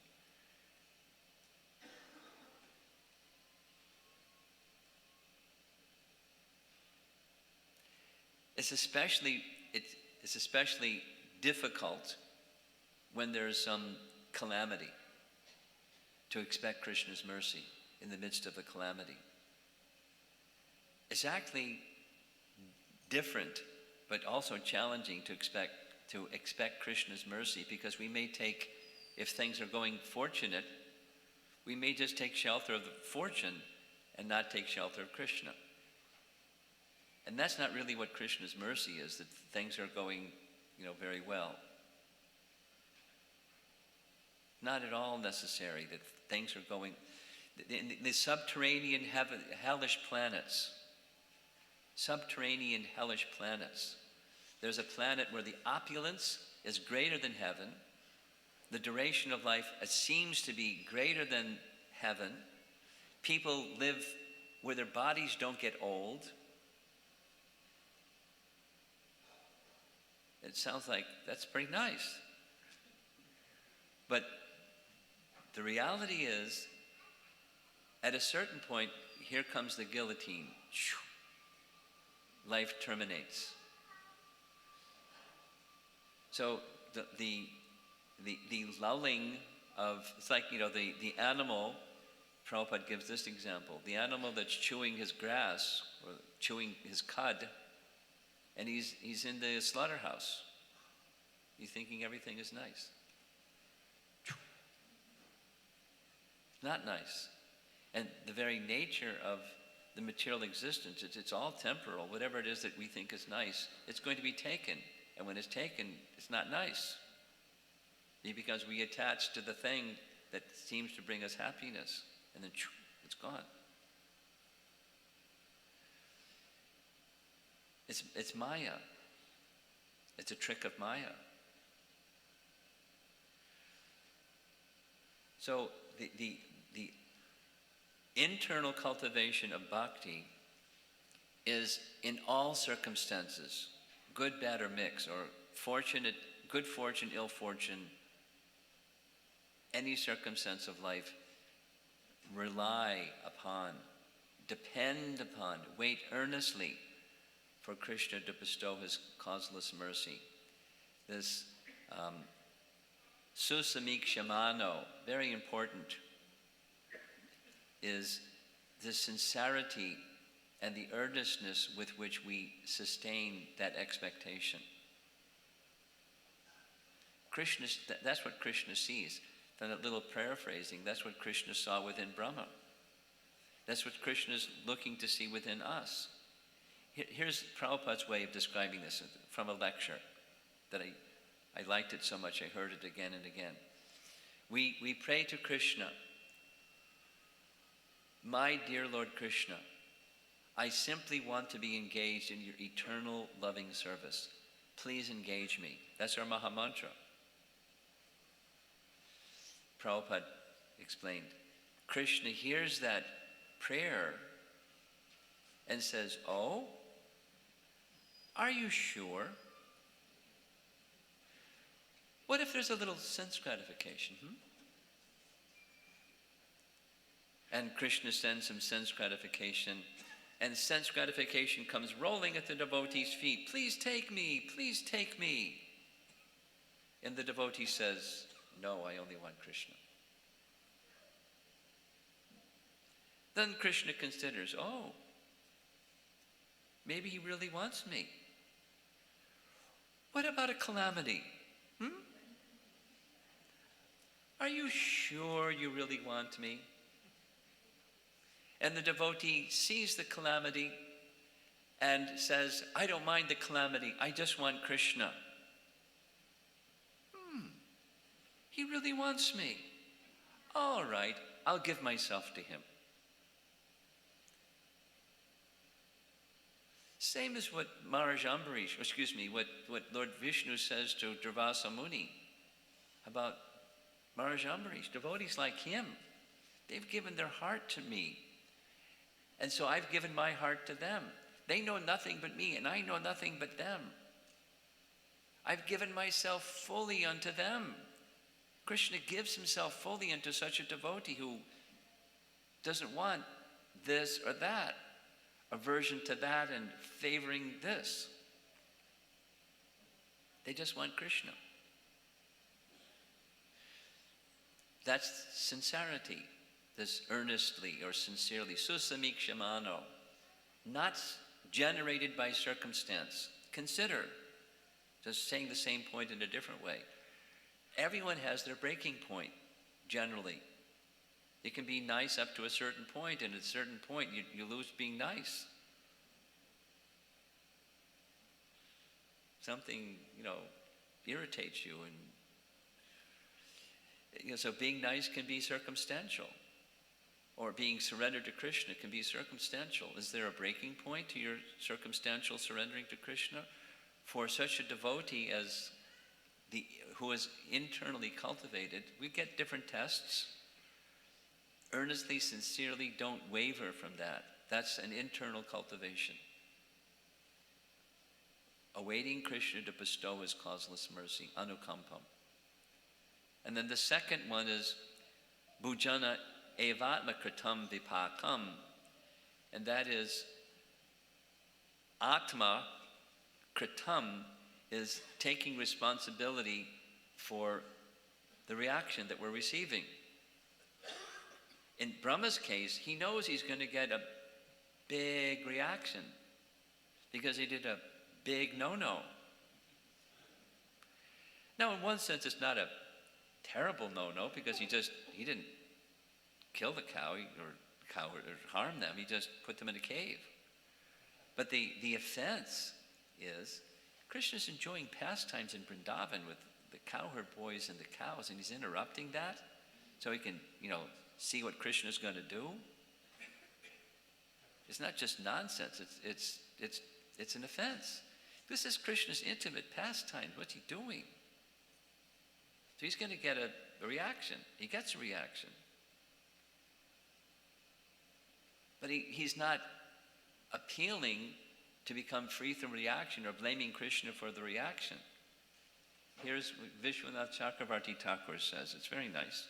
Oh, we're going to get to that in just a moment. Yeah. I'll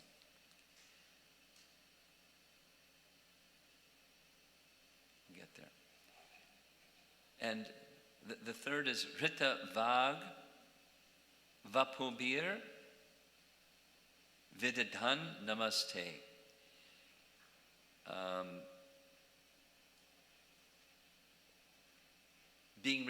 Offering respectful obeisances always, not only with your body and your words, with your heart. Always offering respectful obeisances unto the personality of Godhead. That's an internal cultivation. So this is an image showing our fate may be seen inside a crystal ball. I don't know how they do it. Maybe it's hocus pocus. But some persons can, what's my destiny? Let me look inside the crystal ball. Oh, I see, da-da-da-da-da-da. So our fate is something it's going to come our way. And sometimes people think that the hand of fate is something evil. But we're the evil. We've created our own destiny. Here's a situation. This is a painting of Prithu and his good wife. And the situation is, there's a verse that I'm going to refer to where Prithu has performed some sacrifice to Lord Vishnu, and so much appreciating his sacrifice, Lord Vishnu has come. Of course, Prithu is an incarnation of the Supreme Lord, but the Supreme Lord has come. And he's offering this prayer, Yatha chared balahitam pita svayam, which means, as a father, not waiting for the son's demand, does everything for the benefit of the son. Please bestow upon me whatever you think is best for me. Isn't that nice? It's very similar, a little different, but a little similar.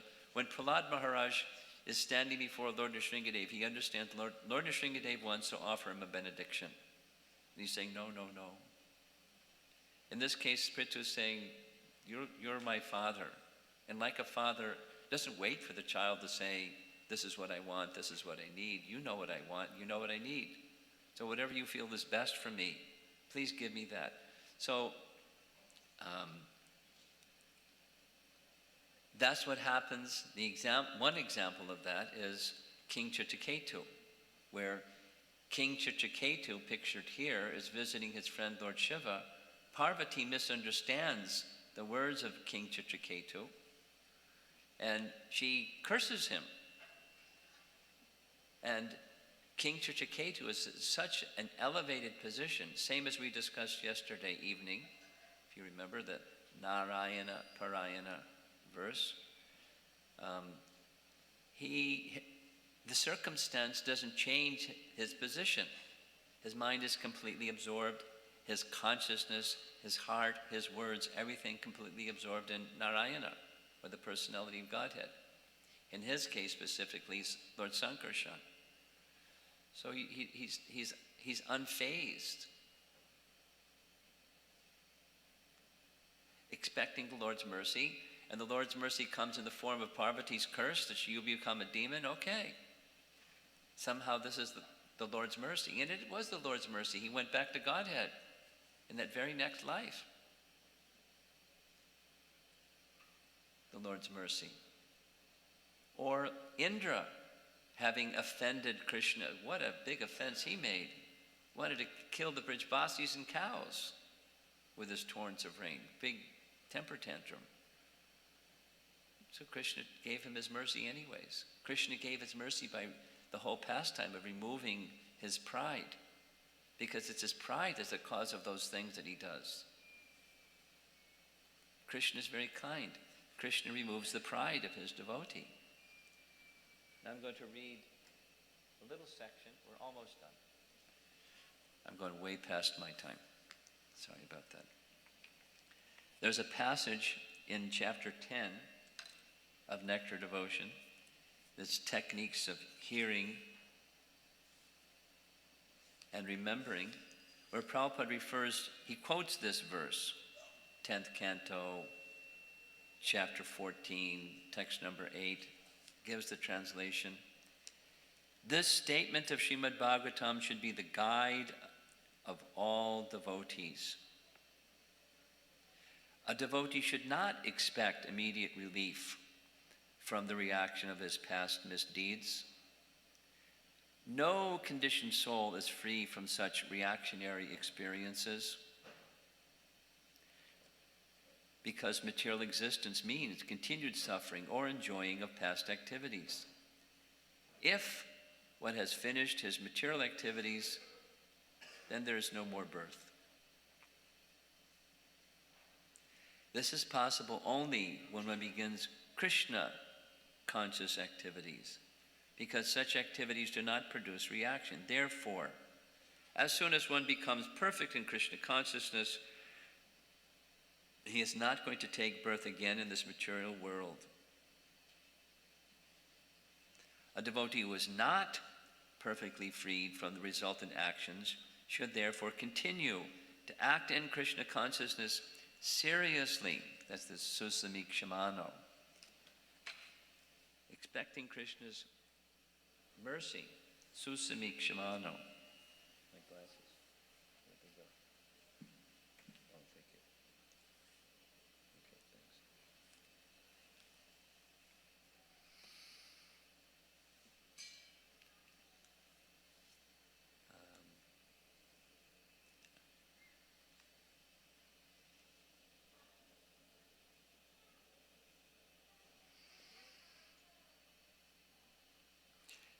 Jiva Goswami makes a comment on this as well. This particular verse, where Jiva Goswami's message is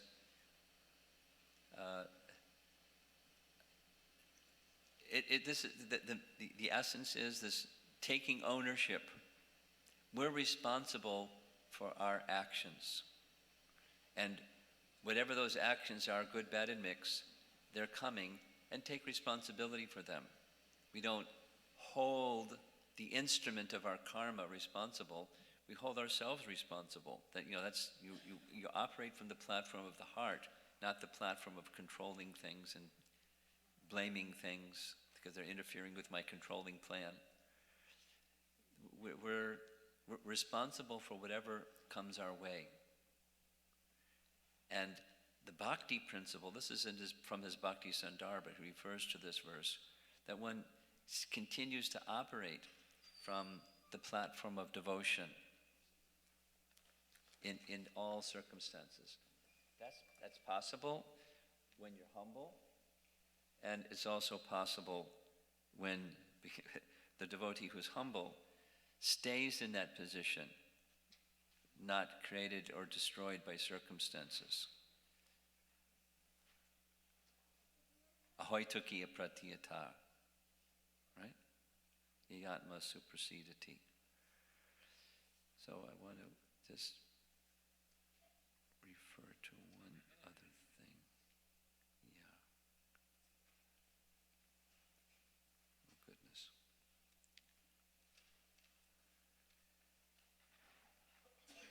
Oh, I know what it is.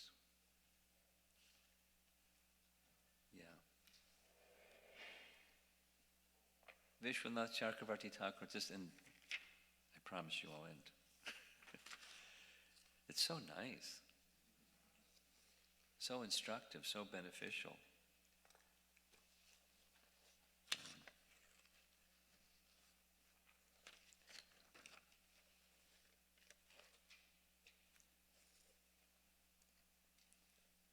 Yeah, Vishwanath Chakravarti Thakur describes as follows.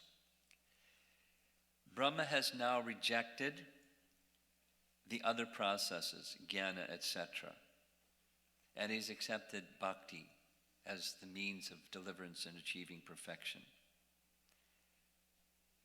Now he's facing the realities of living in this world.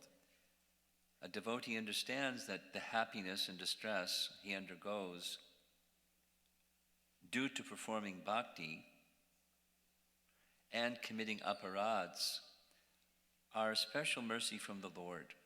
It is like the father who sometimes has his child drink milk and sometimes has him drink bitter neem juice. So the child may think, yeah, neem juice, where's the milk? But the father knows what's best for the child. Maybe there's some illness and he needs the neem juice. Sometimes the father embraces, sometimes the father reprimands his child. The devotee accepts whatever happens to him as an arrangement of the Lord, acting for his benefit. The devotee thinks, the Lord certainly knows what is best for me, even if I don't know. Karma and time have no effect on a devotee, so this is Krishna's personal arrangement for me. Out of his mercy, Krishna sometimes gives me happiness and sometimes gives me distress, considering how to engage me in his service.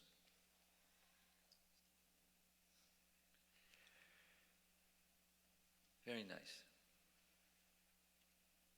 I'll just share something anecdotal that happened very recently.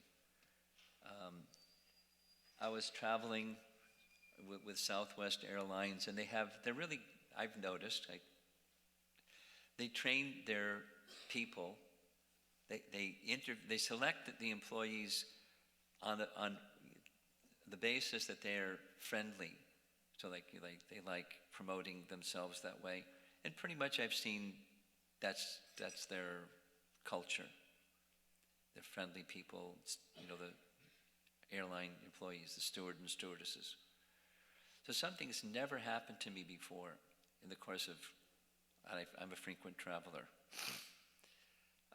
We came into a certain city, and I wanted to reach for my cell phone to let the person know who was going to pick me up that we come. But I couldn't reach. My seatbelt was fastened, so I loosened. I was on the aisle seat. The buckle went down, and reaching for my cell phone, and got the bag, and it's on my lap, and the laptop was on top of the bag, so the laptop. The stewardess came zooming over, and Goddess Durga or something. She started,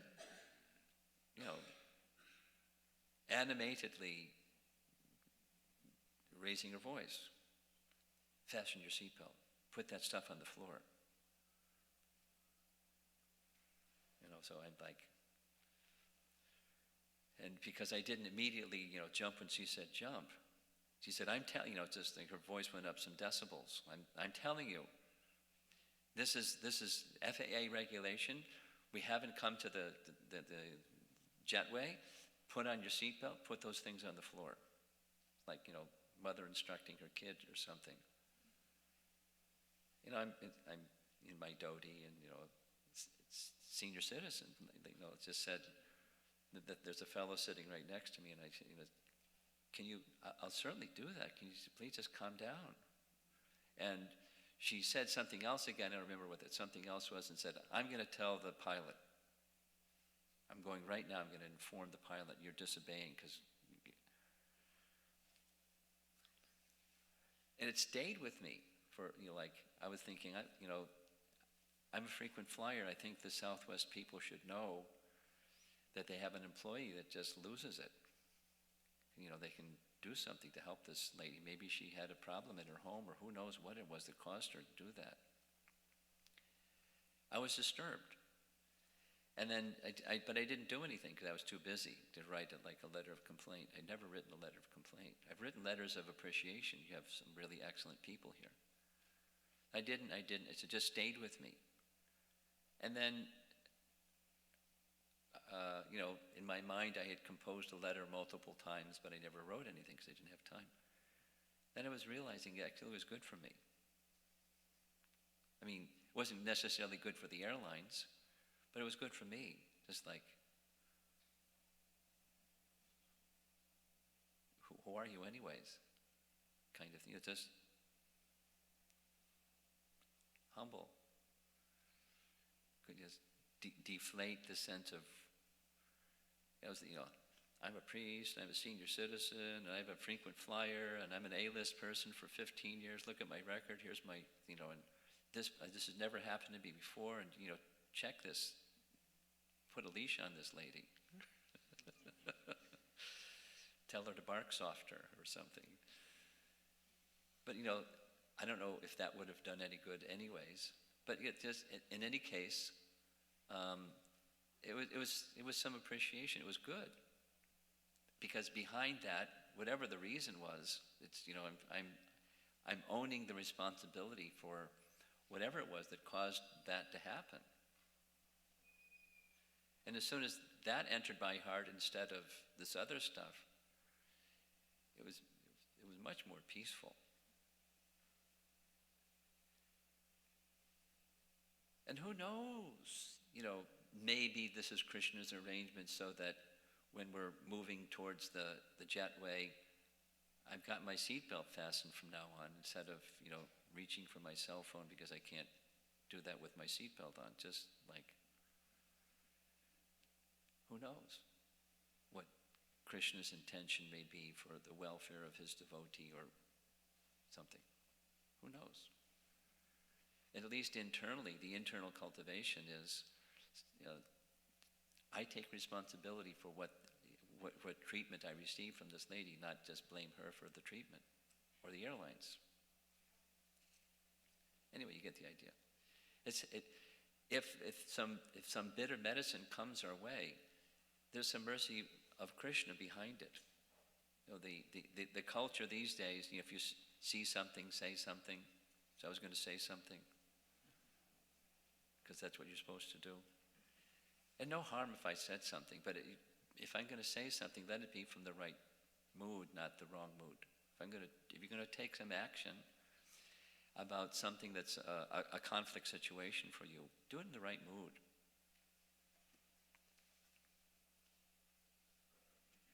Calamities are going to come, favorable and unfavorable things are going to come, and it's unfavorably 10 minutes to 10 already.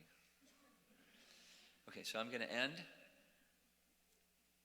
and see if there's any comments or questions. Way in the back, you have a comment or a question? Do we have a portable microphone?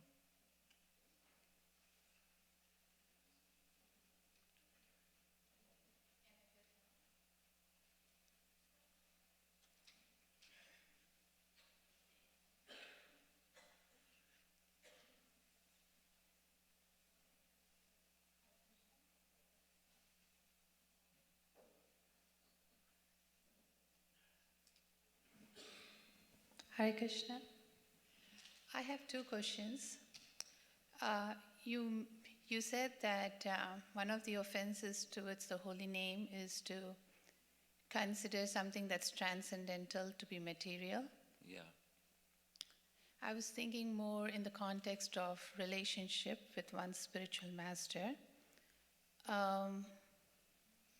In the beginning stage of my Krishna consciousness, I did doubt the instructions that would come, to trust them and to trust that it's coming from Krishna through the spiritual master. The gross level of the doubt has been kind of addressed, but there is still sometimes a lingering thought that just comes in a situation, and the thought comes, does Guru Maharaj know or understand? And then immediately I correct myself. How can one eradicate even that movement of the thought that comes in one's consciousness?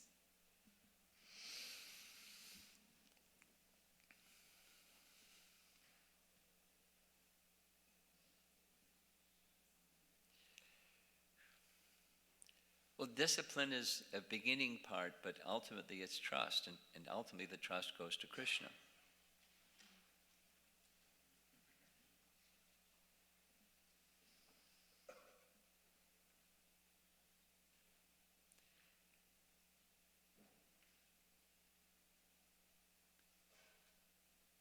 The process of bhakti is by the agency of Krishna's internal potency, and there are various agents of Krishna's internal potency, not only spiritual master, but there's other agents of Krishna's internal potency, and I trust Krishna and his internal potency.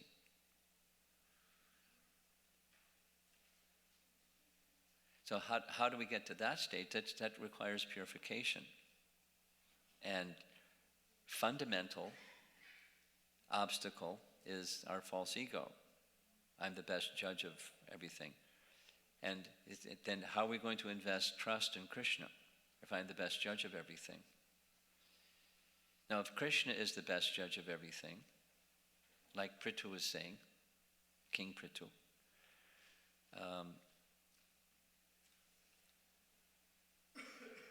if something needs adjustment, Krishna will adjust it.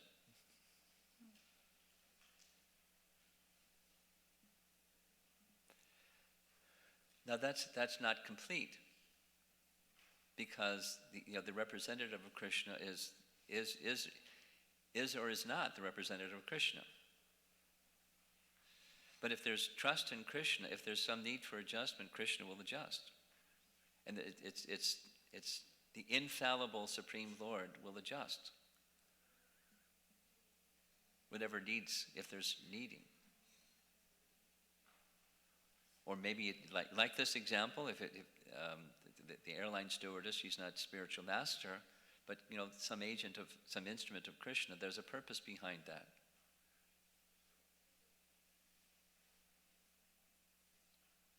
What do you think? Yes.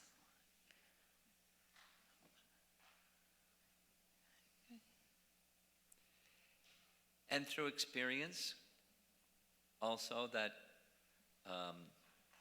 the trust in the spiritual master can be nourished just by practical experience, as discussion has shown you over time. Okay. Thank you. The second question is that yesterday's exercise that we did, and today's class also, you said while chanting, not getting distracted by all the things, that multitasking. That to a very large extent, I'm able to kind of not get distracted. And it's easy to call out to Nam Prabhu saying, I want to be in a relationship with you, please accept me. But the challenge at this phase is more of the physical, the body, when you're so focused, the physical challenges that you have, the pain and that kind of gets elevated, it comes in the forefront. And how can one not get distracted? Oh, this is hurting and that's hurting, and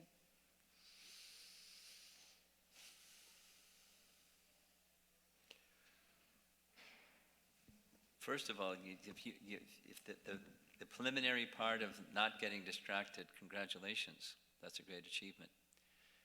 And the pain part, it's similar. It's tolerance. It goes in sequence. Tolerate, because it's duality. It's arising for sense perception. It's not me. You tolerate. And then place your consciousness in sat instead of asat, the temporary covering. Doesn't make the pain go away, but it withdraw consciousness from the pain and place it in sat. It's challenging, but that's the instruction that Krishna gives. And then further advancement is actually experiencing a higher taste, so this other fades in its importance, even entering into one's consciousness. One may be aware, like Prabhupada, he was aware of, for example, an abscessed tooth, or his kidney problem, or some different examples. But his consciousness was so much absorbed in Krishna that it just faded into insignificance. And then at some other stage, a very, very high stage, one isn't even noticing.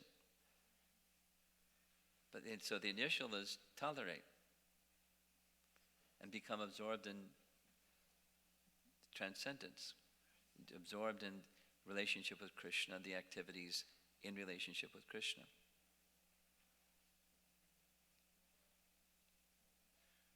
I would assume, as if pain is there when you're sitting chanting, pain is there when you're doing other service, but you're doing the other service so the mind is absorbed in the other service and it takes your mind off the pain. And then you stop and then, it pains. So the absorption in the holy name as the essence, minus other physical activity, it's the absorption of the mind and absorption of the soul in relationship with Krishna as the sat feature as opposed to the temporary. That's the beginning. Okay. Yes. Mahamantra.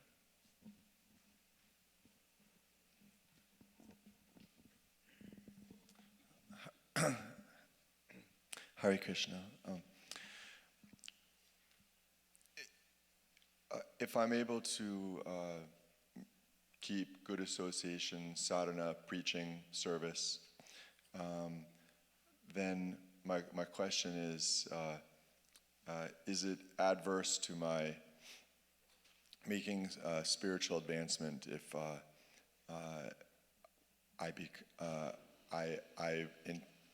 I intensely absorb myself in my occupational work and occasionally have to be aggressive to do it, or even a combative? He's a lawyer. It's no.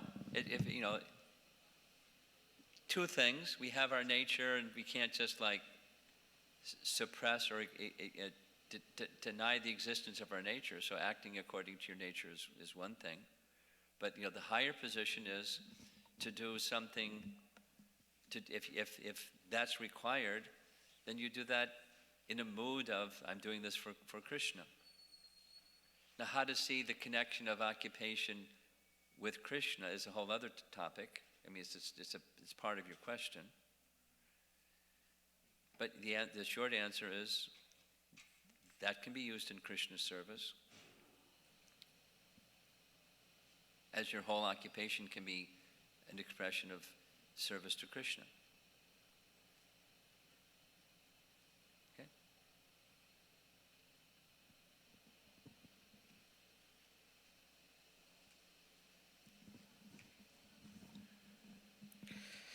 Guru Maharaj, I'm listening. when I identify a upadhi while chanting. And is it okay to stop chanting and pray to Krishna to remove that upadhi and then continue, or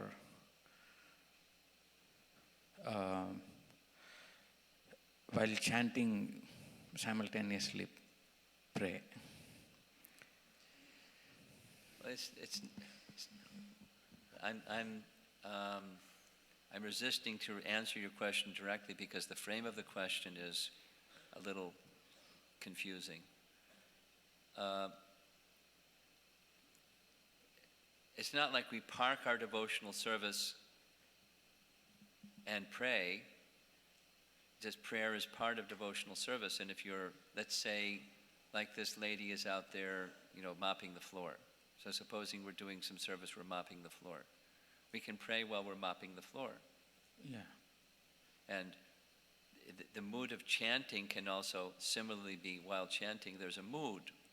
It's not necessarily your attention is going away from the holy name while you're chanting, so you have to stop chanting and then pray and then go back to chanting. It's a mood. Prayer is a mood of submission and supplication and appeal. So, in a particular direction, so they're simultaneous. They can easily be simultaneous. You certainly can stop, read some standard prayers or meditate on some standard prayers or some personal prayer or something like that, and then resume chanting. But, in that mood, because again, the prayerful mood will continue if you've entered into the mood of the prayer nicely. Thank you. Okay. Looks like we're okay. Last question, then we'll stop. Sorry to keep you so long. I got carried away. Maharaj, you mentioned that the impersonalists also go beyond the material distinctions, and the personalists, you made a comparison that the personalists go beyond the designations.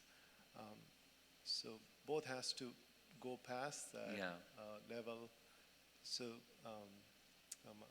my question is, so the personalists still have this distinctions in the conception. My understanding is it's just suppressed, fastened down with nuts and bolts, but it's still there. It's not Yanyervindaksha vimuktamaninas in the language of the Bhagavatam. They think themselves liberated, but actually it's still there. The seeds are still there. The seeds are not cleansed away. It's still there. It's just not active. Dormant. Locked up. Suppressed.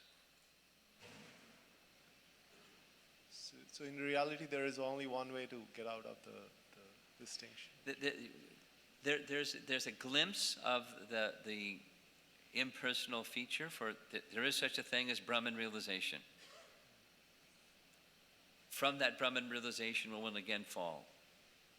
That's the message of the Bhagavatam. Because still there's a desire for activity. Still there's a desire for relationship, a desire for love, a desire for desire. It's just suspended or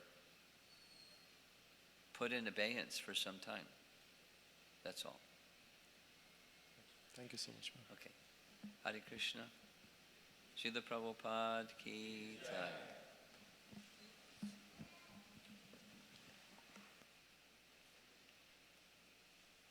Can something be done about this air conditioner is blowing cold air? Just shut it off.